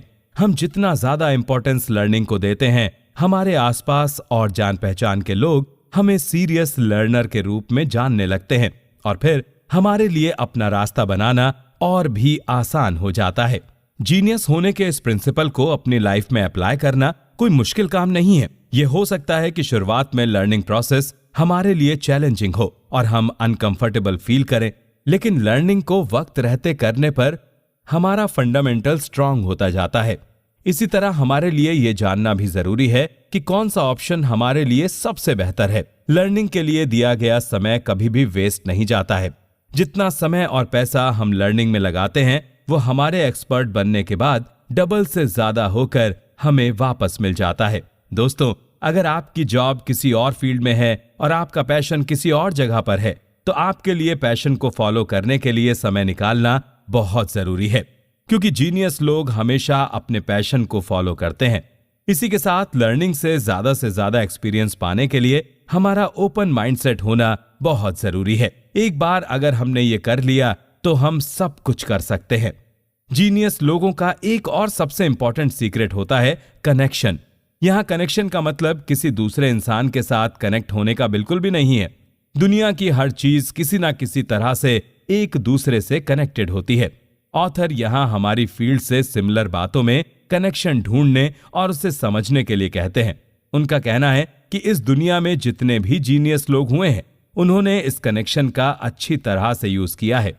वैसे देखा जाए तो हमारा दिमाग कनेक्शन के इस प्रिंसिपल को बहुत अच्छी तरह से समझता है, क्योंकि दिमाग में मौजूद न्यूरॉन्स एक दूसरे से इंटरकनेक्ट होते हैं। हम सभी जाने अनजाने में कनेक्शन के इस प्रिंसिपल का यूज जरूर करते हैं, लेकिन जो जीनियस हो चुके हैं वो हमेशा ये देखने की कोशिश करते हैं कि एक चीज दूसरी चीज से किस तरह और क्यों रिलेटेड है।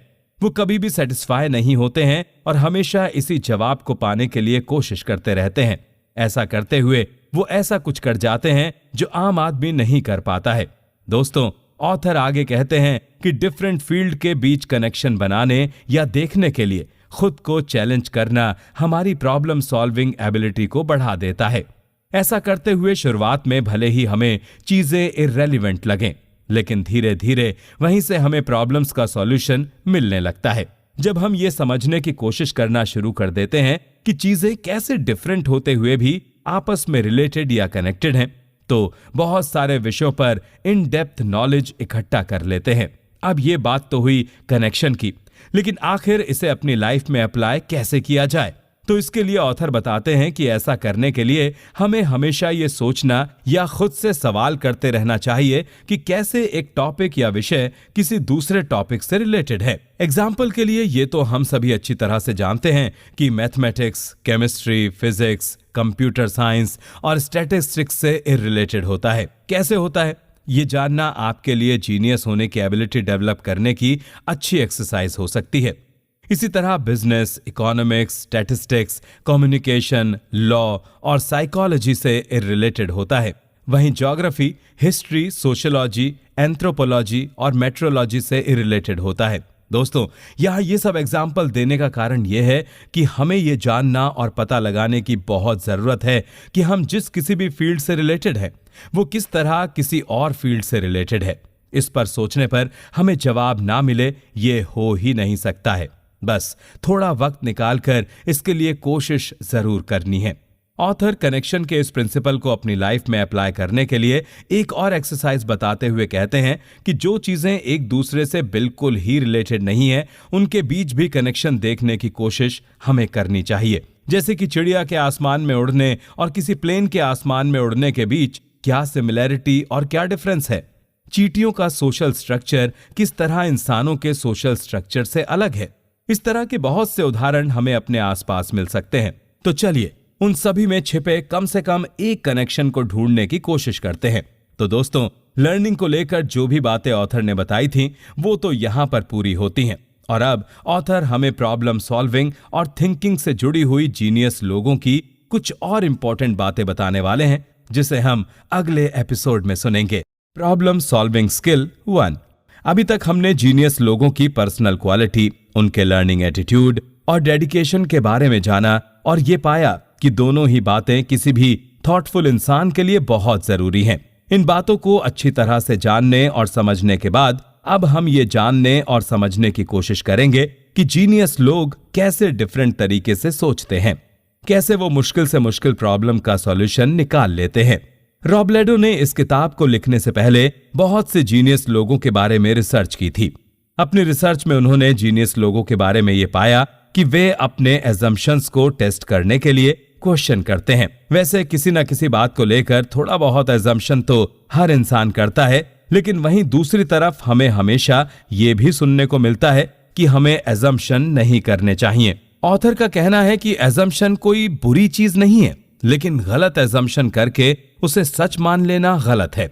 गलत एजम्पशन के आधार पर कोई डिसीजन ले लेने से बहुत बड़े नुकसान होने की संभावना बनी रहती है। जब हम अपने या किसी दूसरे के एजम्पशन पर क्वेश्चन करते हैं तो हम अपने टाइम और प्रोडक्टिविटी को वेस्ट होने से बचा लेते हैं।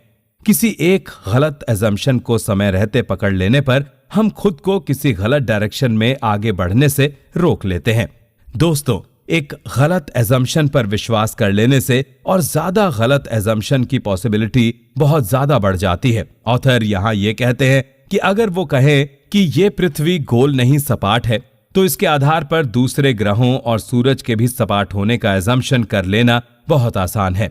यहाँ पर जो लोग जीनियस होते हैं वो किसी की भी बातों पर तब तक विश्वास नहीं करते हैं जब तक वो खुद उसे प्रूव करके नहीं देख लेते हैं। ऑथर आगे बताते हैं कि कई बार हम जो कुछ भी सुनते या बार बार देखते हैं वो 100% सही नहीं होता है, लेकिन ये ज्यादातर इंसानों की कमजोरी होती है कि वो जो बातें बार बार सुनते हैं या देखते हैं वे उस पर इजीली विश्वास करने लगते हैं। इंसान की इसी कमजोरी का फायदा तो कमर्शियल एड्स में उठाया जाता है। टीवी पर बहुत से प्रोडक्ट्स की एड्स हमें बार बार दिखाई जाती है और उनके इसी रेपुटेशन की वजह से हम ये मानने लगते हैं कि वो प्रोडक्ट वाकई हमारे लिए बहुत अच्छा है। ऑथर का यहाँ ये कहना है कि हम जो भी एजम्पशंस कर रहे होते हैं उस पर कोई भी डिसीजन लेने से पहले हमें खुद से क्वेश्चन करना चाहिए। हमें ये जानने की कोशिश करनी चाहिए कि जो इन्फॉर्मेशन हम तक पहुंच रही है वो हमारे पास किस सोर्स से आ रही है, क्या वो सोर्स ट्रस्टवर्दी है। इसी तरह किसी भी अजम्पशन को लेकर हमें कोई भी बड़ा फैसला कभी नहीं लेना चाहिए। हमें अपने अजम्पशन को टेस्ट करते रहना चाहिए। इस बारे में यहाँ ऑथर एक बहुत ही मजेदार एग्जाम्पल देते हैं। वो कहते हैं कि एक को एक के साथ जोड़ा जाता है तो उसका जवाब हमेशा 2 होता है। एक एप्पल के पास अगर एक और एप्पल रख दिया जाए तो गिनती 2 एप्पल्स की होती है। इसी तरह एक आधा ग्लास ऑरेंज जूस के पास एक और आधा ग्लास ऑरेंज जूस रख दिया जाए तो वो 2 ग्लास ऑरेंज जूस हो जाते हैं।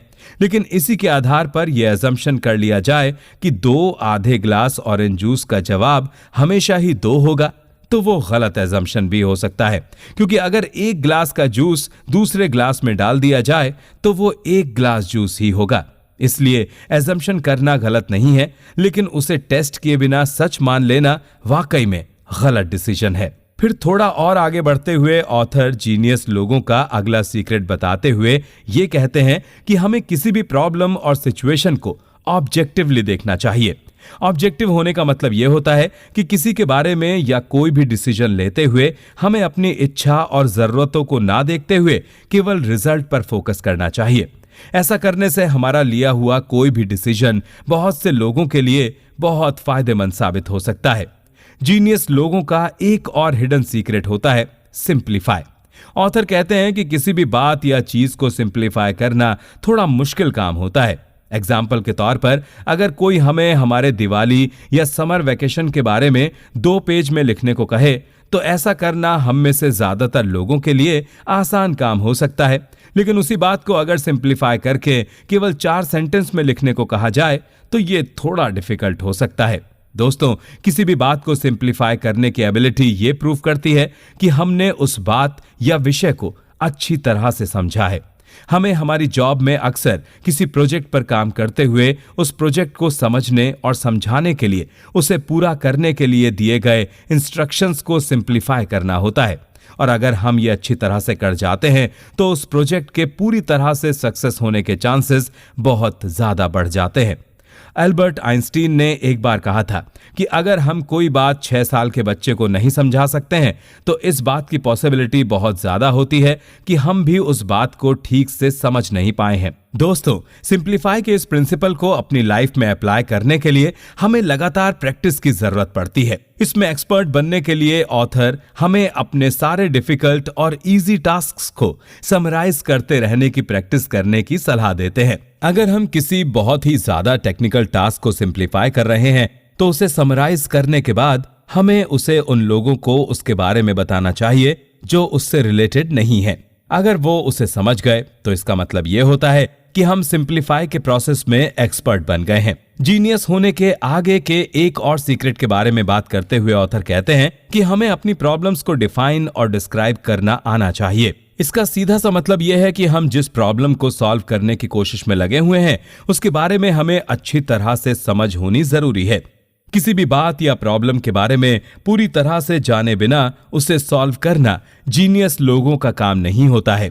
जीनियस लोग पहले प्रॉब्लम को अच्छी तरह से समझते हैं और फिर उस पर काम करना शुरू करते हैं। दोस्तों, जब भी हमारे सामने कोई प्रॉब्लम आती है तो कभी कभी हम ओवर कॉन्फिडेंट होकर ये जाने बिना कि आखिर करना क्या है, उस प्रॉब्लम को सॉल्व करने के लिए मैदान में उतर पड़ते हैं।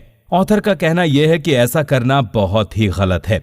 वो आगे कहते हैं कि किसी भी प्रॉब्लम को सॉल्व करने से पहले उसे ठीक से समझना बहुत जरूरी है और उसे ठीक से समझने के लिए हमें उस प्रॉब्लम को लेकर अपने आप से कुछ सवाल करने चाहिए, जैसे कि प्रॉब्लम आखिर है क्या, ये प्रॉब्लम हुई क्यों है, क्या मैं इस प्रॉब्लम को सच में सॉल्व कर सकता हूं, क्या ये ही रियल प्रॉब्लम है या किसी और बड़ी प्रॉब्लम की वजह से ये प्रॉब्लम क्रिएट हुई है जिसके बारे में मुझे पता नहीं है।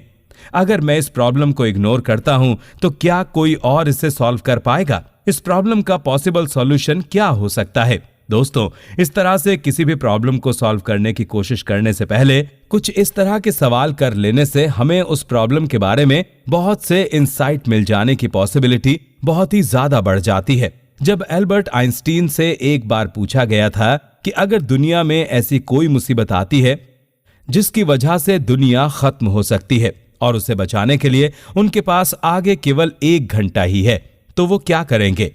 आइंस्टीन का जवाब था कि वो 55 मिनट उस प्रॉब्लम को समझने के लिए लगाएंगे और फिर अगले 5 मिनट उस सॉल्यूशन को इंप्लीमेंट करने में लगाएंगे। इसी तरह जीनियस लोगों का एक और सीक्रेट हमें बताते हुए ऑथर कहते हैं कि हमें किसी भी बात या प्रॉब्लम को समझते हुए उसके बारे में बिग पिक्चर और उसके ओवरऑल पैटर्न को समझना भी जरूरी है। वैसे ये सीक्रेट प्रिंसिपल पहले बताए गए कुछ प्रिंसिपल से रिलेटेड है। किसी भी बात या सिचुएशन के बारे में बिग पिक्चर बना लेने से हम उसे अच्छी तरह से इन डेप्थ समझ पाते हैं और उसे दूसरी बातों से कनेक्ट भी कर पाते हैं। इस तरह हमारे लिए किसी भी तरह की प्रॉब्लम से निपटना बहुत आसान हो जाता है। दोस्तों, आप सुन रहे हैं आईसी रॉबलेडो की लिखी हुई किताब the secret principles of genius की बुक समरी।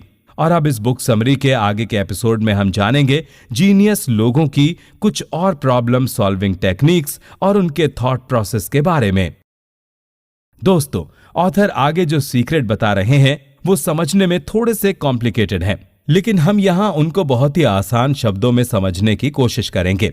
ऑथर के अनुसार जीनियस लोगों का अगला सीक्रेट है एनोमैलीज, मतलब कि जो चीजें, बातें या इंसिडेंट नॉर्मल कहलाने वाली सिचुएशन से डिफरेंट होती हैं।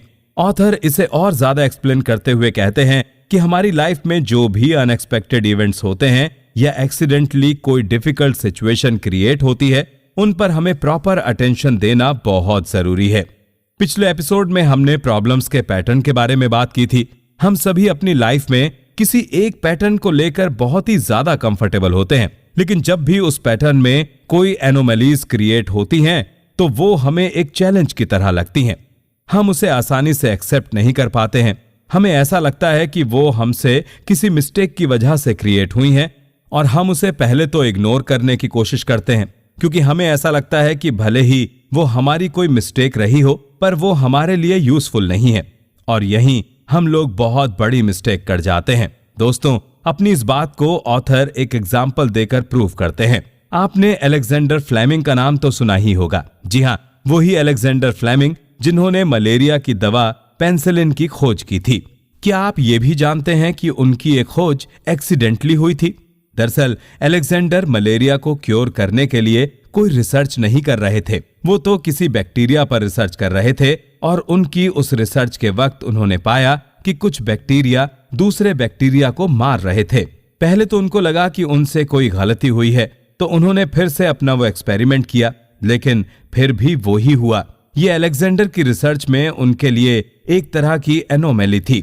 बाद में अलेक्जेंडर को ये रियलाइज हुआ कि अगर कुछ भी इन बैक्टीरिया को मार रहा है तो ये एक बहुत ही इंपॉर्टेंट फाइंडिंग है। उन्होंने फिर उस डायरेक्शन में और ज्यादा रिसर्च की और इस तरह पेनिसिलिन की खोज हुई। यूजुअली हमारे काम में जब भी कुछ अनएक्सपेक्टेड होता है तो हम भले ही पहले एक्सेप्ट ना कर पाएं, लेकिन ये बात तो काफी हद तक सही है कि जब हम उस अनएक्सपेक्टेड थिंग्स पर अटेंशन देते हैं तो कुछ नई डिस्कवरीज होने के चांसेस बहुत ही ज्यादा बढ़ जाते हैं। वैसे इस प्रिंसिपल को अपने लाइफ में अप्लाई करने के लिए हमारा ओपन माइंडेड होना बहुत जरूरी है। एनोमैलीज को अगर प्रॉपरली समझा जाए तो हम अपनी फील्ड या अपने डोमेन में एक्सपर्ट से मास्टर बन सकते हैं, लेकिन इसके लिए हमारा क्यूरियस होना बहुत जरूरी है और हमारे क्यूरियस होने के साथ साथ अनएक्सपेक्टेड या एक्सेप्शनल सिचुएशन के लिए हमारा तैयार होना भी बहुत जरूरी है। दोस्तों, एनोमलीज को हैंडल करने का सबसे बेस्ट एग्जाम्पल हमें एयरलाइंस में देखने को मिलता है। किसी भी प्लेन को उड़ाने वाले पायलट से ये एक्सपेक्ट किया जाता है कि वो अपनी नॉर्मल ड्यूटी को फॉलो करते हुए अनएक्सपेक्टेड सिचुएशन को भी हैंडल कर सके। लेकिन ऊंचे आसमान में प्लेन को उड़ाते हुए अगर कुछ अनएक्सपेक्टेड इंसिडेंट होता भी है, उस पायलट के ट्रेंड होने के बावजूद उसे अकेले हैंडल कर पाना मुश्किल हो सकता है। और यही वजह है कि एयरलाइंस अक्सर प्लेन में एक की जगह 2 पायलट को रखती है ताकि वो दोनों मिलकर एनोमलीज को हैंडल कर सकें। आगे ऑथर ये बताते हैं कि अगर हमारी लाइफ में कुछ भी अनएक्सपेक्टेड होता है तो हमें उसे हमेशा अपनी मिस्टेक नहीं समझना चाहिए। हो सकता है जिसे हम मिस्टेक समझ रहे हों वो हमारी लाइफ का मोस्ट इंपॉर्टेंट इंसिडेंट हो। दोस्तों, जब कभी भी हमारे साथ ऐसा होता है तो हमें उसे डॉक्यूमेंट करने की कोशिश करनी चाहिए। तो अब अगली बार गलती से कोई मिस्टेक होती है तो उसे मिस्टेक ना समझकर उसके बारे में गहराई से सोचना भी आपके लिए जरूरी होना चाहिए। फिर आगे बढ़ते हुए ऑथर जिस सीक्रेट के बारे में बात कर रहे हैं वो ज्यादातर वेलफेयर, कॉम्पिटिशंस, स्ट्रेटेजी गेम्स और रियल लाइफ सिनेरियो में अप्लाई होता है। ऑथर यहाँ एक बहुत ही नॉर्मल कॉन्सेप्ट की बात कर रहे हैं जिसे उन्होंने एनालिसिस कहा है। दरअसल हम अपनी लाइफ में अक्सर एनालिसिस करते ही रहते हैं, लेकिन फिर भी ये प्रिंसिपल समझने के लिए थोड़ा सा डिफिकल्ट है। इसे बहुत ही सिंपल वर्ड्स में अगर डिस्क्राइब किया जाए तो ये किसी भी काम की शुरुआत करने से पहले की गई प्लानिंग और स्ट्रेटेजी से रिलेटेड है। एग्जाम्पल के लिए, अगर कोई बिना किसी प्लानिंग के किसी कंपटीशन में पार्टिसिपेट करता है तो उसके जीतने के चांसेस उस इंसान की तुलना में बहुत ज्यादा कम होते हैं जो अच्छी तरह से सिचुएशन का एनालिसिस करके पूरी प्लानिंग के साथ उस कंपटीशन में पार्टिसिपेट करता है। दोस्तों, इस प्रिंसिपल से रिलेटेड कुछ सवाल हैं जो हम खुद से किसी भी काम को करने या प्रॉब्लम को सॉल्व करने के लिए कर सकते हैं। जैसे कि इस काम को पूरा करने में ऐसी कौन सी प्रॉब्लम है जो मेरा इमीडिएट अटेंशन मांग रही है। मैं जो भी एक्शन लेने वाला हूं या ले रहा हूं उसका काउंटर रिएक्शन क्या हो सकता है। दोस्तों, यहां ध्यान में रखने वाली बात यह है कि लाइफ में कैलकुलेशन और एनालिसिस करना बहुत इजी नहीं है। अक्सर लोग इसे अवॉइड करते हैं। वैसे आपने भी कई लोगों को यह कहते हुए सुना होगा कि वो मैथ्स में अच्छे नहीं हैं या उन्हें उससे डर लगता है। ऐसा इसलिए होता है क्योंकि कैलकुलेशन और एनालिसिस से बचने के लिए वो इससे दूर भागने की हैबिट बना लेते हैं। जबकि लाइफ में कैलकुलेशन और एनालिसिस करते रहने से हम एक्यूरेट प्रेडिक्शन करके अच्छा रिजल्ट पा सकते हैं। वैसे जरूरी नहीं कि आप इस बुक समरी में बताए गए सारे सीक्रेट प्रिंसिपल्स को अपनी लाइफ में अप्लाई करें, लेकिन अगर इस प्रिंसिपल की बात करूं तो इसे अपनी लाइफ में अप्लाई करने के लिए बहुत ही ज्यादा एफर्ट्स और मेंटल एनर्जी की जरूरत पड़ती है। अगर आप इसे अपनी लाइफ में इंप्लीमेंट करना चाहते हैं तो कुछ दिमागी एक्सरसाइज करना अभी से शुरू कर दीजिए ताकि फिर समय के साथ एनालिसिस और कैलकुलेशन करना आपकी आदतों में शामिल हो जाए। दोस्तों, अब अगला सीक्रेट प्रिंसिपल है एनोलॉजी। इसका मतलब होता है कि उन 2 बातों, सिचुएशन या इवेंट्स के बीच कंपैरिजन जो बिल्कुल एक जैसी ही होती है। जब हम कुछ नया सीख रहे होते हैं या उसे समझने की कोशिश कर रहे होते हैं, लेकिन उसके बारे में हमारे पास कोई प्रॉपर रेफरेंस नहीं होता है, तो हम उसे लेकर उससे मिलती जुलती किसी और बात से उसका कनेक्शन ढूंढने की कोशिश करते हैं। ऑथर इसे एक उदाहरण देकर समझाते हैं। वो कहते हैं कि इंसान का शरीर और कार की एनालॉजी काफी हद तक सिमिलर होती है। कार का कोई पार्ट अगर फेल हो जाता है तो वो काम करना बंद कर देती है। इसी तरह इंसान के शरीर का कोई इंटरनल पार्ट अगर डैमेज हो जाता है तो वो भी काम करना बंद कर देता है। यहाँ कार और इंसान का शरीर एक दूसरे से बिल्कुल अलग होते हुए भी दोनों के बीच कंपैरिजन इसलिए हो सकता है क्योंकि दोनों सिस्टम कहीं ना कहीं सेम वे काम करते हैं। लेकिन दोस्तों, इसका मतलब ये नहीं है कि एनालॉजी हमेशा परफेक्ट ही हो। बस इसका यूज करके हम उस टॉपिक को समझने के काफी नजदीक तक पहुंच सकते हैं। इसी एग्जाम्पल में अगर देखें तो हमें ये अच्छी तरह से पता है कि इंसान के शरीर और कार दोनों में जमीन आसमान का फर्क है। इंसान का शरीर सेल्फ हीलिंग होने की एबिलिटी रखता है, जबकि कार को हर हालत में रिपेयर करना पड़ता है, क्योंकि कार मशीन है, इंसान नहीं। अल्बर्ट आइंस्टीन ने एनालॉजी के बारे में एक बहुत ही इंटरेस्टिंग बात कही है। उन्होंने कहा है कि जलते हुए स्टोव पर अगर 1 मिनट के लिए भी अपना हाथ रख दिया जाए तो ऐसा लगता है जैसे 1 घंटे तक हमने ऐसा किया, लेकिन वहीं किसी सुंदर लड़की के साथ 1 घंटा बिताने के बाद भी वो समय 1 मिनट जैसा लगता है। आइंस्टीन अक्सर फिजिक्स की डिफिकल्टीज और कॉम्प्लेक्स प्रॉब्लम्स को सॉल्व करने के लिए एनालॉजी प्रिंसिपल का यूज करके अपने काम को आसान बनाने की कोशिश करते थे। इस प्रिंसिपल का सबसे बड़ा फायदा यह है कि इसे रिलेटिव बातों के साथ जोड़कर हम अपने विषय या फील्ड से रिलेटेड बात उन लोगों को भी बड़ी आसानी से समझा सकते हैं जो उससे बिल्कुल भी रिलेटेड नहीं है। दोस्तों, जीनियस लोगों का अगला सीक्रेट है पर्सपेक्टिव। इस बारे में आपने बहुत कुछ सुन ही रखा होगा, क्योंकि हम किसी न किसी के बारे में या अपने बारे में कोई ना कोई पर्सपेक्टिव तो जरूर रखते हैं। हम बहुत ही सिंपल शब्दों में इसे व्यू पॉइंट भी कह सकते हैं, यानी कि किसी को या खुद को लेकर हमारी धारणा क्या है। दोस्तों, हम जितने अलग तरीकों से डिफरेंट पर्सपेक्टिव क्रिएट कर सकते हैं, हम उस प्रॉब्लम या सिचुएशन को उतनी ही अच्छी तरह से समझ सकते हैं। इस प्रिंसिपल के बारे में बात करते हुए ऑथर हमें ये बताते हैं कि अक्सर हम किसी एक पर्सपेक्टिव को परमानेंट बना लेते हैं और फिर हमारे जो भी डिसीजंस होते हैं वो उसे लेकर ही होते हैं। पर यहाँ ये बात जानना बहुत ही ज्यादा इंपॉर्टेंट है कि हमारी लाइफ की सिचुएशंस हमेशा केवल एक पर्सपेक्टिव पर ही डिपेंड नहीं होती हैं। एक ही सिचुएशन को लेकर हम जितने ज्यादा पर्सपेक्टिव क्रिएट कर सकते हैं वो हमें करने चाहिए। ऐसा करने से हम उस सिचुएशन या प्रॉब्लम को बहुत ही अच्छी तरह से समझ सकते हैं। दोस्तों, मल्टीपल पर्सपेक्टिव क्रिएट करने की एबिलिटी होने से हमारी अंडरस्टैंडिंग भी बढ़ जाती है और हमें किसी भी काम में अच्छे रिजल्ट मिलने लगते हैं। आपने एक हाथी और 6 अंधे इंसानों की वो कहानी तो सुन रखी होगी, जो हाथी को छूकर उसके बारे में अपने डिफरेंट पर्सपेक्टिव या व्यू पॉइंट्स एक दूसरे के सामने रखते हैं। उन सब का उस हाथी के बारे में पर्सपेक्टिव सही होता है, पर वो आपस में एक दूसरे की बात पर अग्री नहीं हो रहे थे, क्योंकि वो हाथी के अलग अलग पार्ट्स को छूकर अपना पर्सपेक्टिव क्रिएट कर रहे थे। जब किसी और के द्वारा उनको हाथी के बारे में पूरी डिटेल्स पता चलती हैं, तब वो ये समझ पाते हैं कि वो अपनी जगह सही हैं।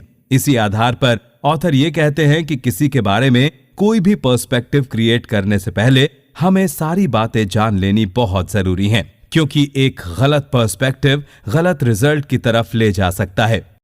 काम करने की फ्रीडम। दोस्तों, हम सबके पास बहुत लिमिटेड टाइम है और हम सभी को अपनी जिंदगी में बहुत कुछ करना है।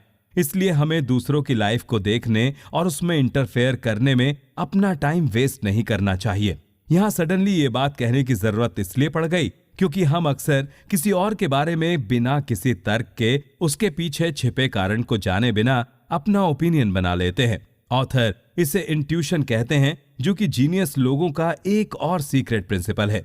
दरअसल ये एक नेचुरल एबिलिटी या पावर होती है जिससे कोई इंसान बिना किसी प्रूफ के कुछ जान सकता है, या और अलग शब्दों में कहें तो ये एक तरह की ऐसी फीलिंग है जो इंसान को कुछ करने के लिए गाइड करती है। ज्यादातर ये एबिलिटी बाय बॉर्न ही गॉड गिफ्ट के रूप में मिलती है, लेकिन इसे बाद में कल्टीवेट या डेवलप भी किया जा सकता है। दोस्तों, अपनी अपनी फील्ड में जितने भी फेमस इंसान हुए हैं, उनके पास ये नेचुरल एबिलिटी होती है जिसका यूज करके वो बड़ी आसानी से किसी भी डिफिकल्ट प्रॉब्लम या सिचुएशन में क्विक डिसीजन ले लेते हैं। लेकिन ऑथर की इस सीक्रेट को लेकर कही गई गॉड गिफ्ट वाली बात सुनकर निराश हो जाने की जरूरत नहीं है दोस्तों, क्योंकि हम में अगर ये एबिलिटी नहीं है या कम है तो हम इसे अपने अंदर डेवलप कर सकते हैं। इसके लिए हमें प्रैक्टिस और समय देना पड़ेगा, क्योंकि इस एबिलिटी को डेवलप करने में समय का इन्वेस्टमेंट बहुत ज्यादा करना पड़ता है। इस एबिलिटी को डेवलप करने के लिए कोई भी शॉर्टकट नहीं है। इसे पाने के लिए हमें सबसे पहले हम जो भी काम जिस किसी भी फील्ड में कर रहे हैं उसमें हमें एक्सपर्ट बनना पड़ेगा। फिर एक बार एक्सपर्टीज हासिल कर लेने के बाद हम थोड़ा सा जजमेंटल होकर इंट्यूशन को डेवलप करने की प्रैक्टिस कर सकते हैं, जैसे कि लोगों के फेस रीडिंग करना और ये पता करना कि वो उदास हैं, खुश हैं या आपसे नाराज हैं। ऐसा करने से हम जिन लोगों के पास रहकर काम कर रहे होते हैं उसे करना हमारे लिए बहुत आसान हो जाता है। और आपकी फील्ड और डोमेन के अनुसार इंट्यूशन को प्रैक्टिस करना अलग अलग हो सकता है, जिसका पता केवल आप ही लगा सकते हैं। दोस्तों, जब हम अपने किसी भी एक्शन की फ्रीडम को बढ़ा लेते हैं तब हम अपने काम में आने वाली दिक्कतों को एक लिमिटेशन में बांध देते हैं। ऑथर कहते हैं जीनियस लोगों का एक और सीक्रेट प्रिंसिपल है फ्रीडम, यानी कि किसी काम को करने की जितनी फ्रीडम हमारे पास होती है उसे अच्छी तरह से करने के उतने ज्यादा ऑप्शन हमारे पास अवेलेबल होते हैं, और जितने ज्यादा ऑप्शन हमारे पास अवेलेबल होते हैं हमें कोई भी डिसीजन लेने में उतनी ही ज्यादा आसानी होती है। फिर जैसे जैसे हमारी फ्रीडम बढ़ती जाती है वैसे वैसे ही किसी काम को ना कर पाने की हमारी इनएबिलिटी लिमिटेड होती जाती है। दोस्तों, बहुत से लोग जो आउट बॉक्स थिंकिंग की बात करते हैं वो थिंकिंग प्रॉपर फ्रीडम मिलने के बाद ही डेवलप हो पाती है। दोस्तों, फ्रीडम एक ऐसा प्रिंसिपल है जो अभी तक बताए गए सारे प्रिंसिपल्स को अपनी लाइफ में अप्लाई कर लेने के बाद खुद ही हमारे लिए डेवलप होना शुरू हो जाता है। नॉलेज और लर्निंग हमें फ्रीडम की तरफ ले जाते हैं, लेकिन इस फ्रीडम का बेस्ट यूज करने के लिए हमें हमारे कुछ इंपॉर्टेंट रिसोर्सेज पर कंट्रोल करना बहुत जरूरी है, जैसे कि टाइम, मनी और हेल्थ। अगर हम इनमें से किसी को वेस्ट करते हैं तो हम हमारे पास प्रॉपर फ्रीडम होने के बाद भी उसका फायदा नहीं उठा सकते हैं। इसी तरह आगे बढ़ते हुए ऑथर हमें जीनियस लोगों का आखिरी इंपॉर्टेंट सीक्रेट बता रहे हैं और वो है प्रॉब्लम।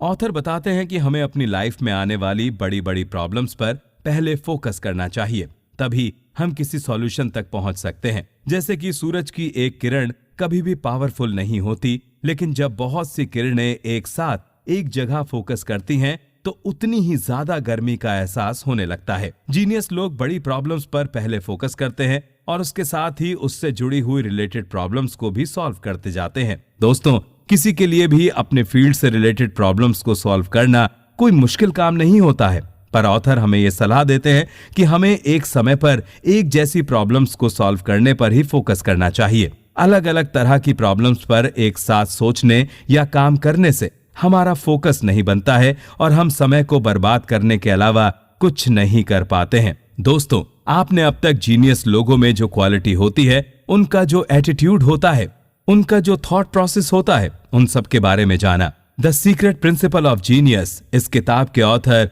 रॉबलेडो ने जीनियस लोगों के जो भी सीक्रेट प्रिंसिपल बताए वो हमने बहुत ही आसान शब्दों में आप तक पहुंचाने की कोशिश की है। सारे सीक्रेट प्रिंसिपल बताने के बाद रॉबलेडो हमें उनमें से जिन भी प्रिंसिपल्स को अपनी लाइफ में अप्लाई करना आसान लगे उसे जल्दी से जल्दी अप्लाई कर लेने की सलाह देते हैं और कहते हैं कि इन सारे प्रिंसिपल्स को अप्लाई कर लेने के बाद हमारा हम्बल और पोलाइट बने रहना बहुत जरूरी है। ये जीनियस लोगों का कोई सीक्रेट नहीं है, लेकिन एक अच्छा इंसान होने की सबसे बड़ी कैरेक्टरिस्टिक्स हैं। दोस्तों, इस किताब के ऑथर रॉबलेडो का ये दावा नहीं है कि इन सारे प्रिंसिपल्स को अपनी लाइफ में अप्लाई कर लेने के बाद हम सभी जीनियस बन ही जाएंगे, लेकिन वो ये जरूर कहते हैं और इस बात की पूरी गारंटी देते हैं कि अगर अभी तक बताए गए सारे 21 प्रिंसिपल्स में से अगर हम 50% प्रिंसिपल्स को भी अपनी लाइफ में अप्लाई करके एक्शन लेते हैं तो इससे हमारा काम तो आसान हो ही जाएगा और हम दूसरे लोगों के कंपैरिजन में ज्यादा और अच्छी तरह से अपनी इंटेलिजेंस का यूज कर पाएंगे। तो दोस्तों, उम्मीद है आपको ये बुक समरी पसंद आई होगी और ये विश्वास भी है कि आप इस बुक समरी में बताए गए सीक्रेट में से कुछ को अपनी लाइफ में जरूर अप्लाई करेंगे। और जब उन्हें आप अप्लाई करेंगे तो कुछ सीक्रेट पर्सनल क्वालिटीज से रिलेटेड चूज करें और कुछ लर्निंग से रिलेटेड चूज करें। इसके साथ ही अगर आप आखिरी के कुछ एपिसोड्स में बताए गए प्रॉब्लम सॉल्विंग से रिलेटेड सारे सीक्रेट को अप्लाई कर पाते हैं तो आप इस बुक समरी से बेस्ट रिजल्ट पा सकते हैं। तो उम्मीद है कि आपको ये बुक समरी पसंद आई होगी, और कितनी ज्यादा पसंद आई है ये आप हमें कमेंट बॉक्स में लिखकर जरूर बताइए।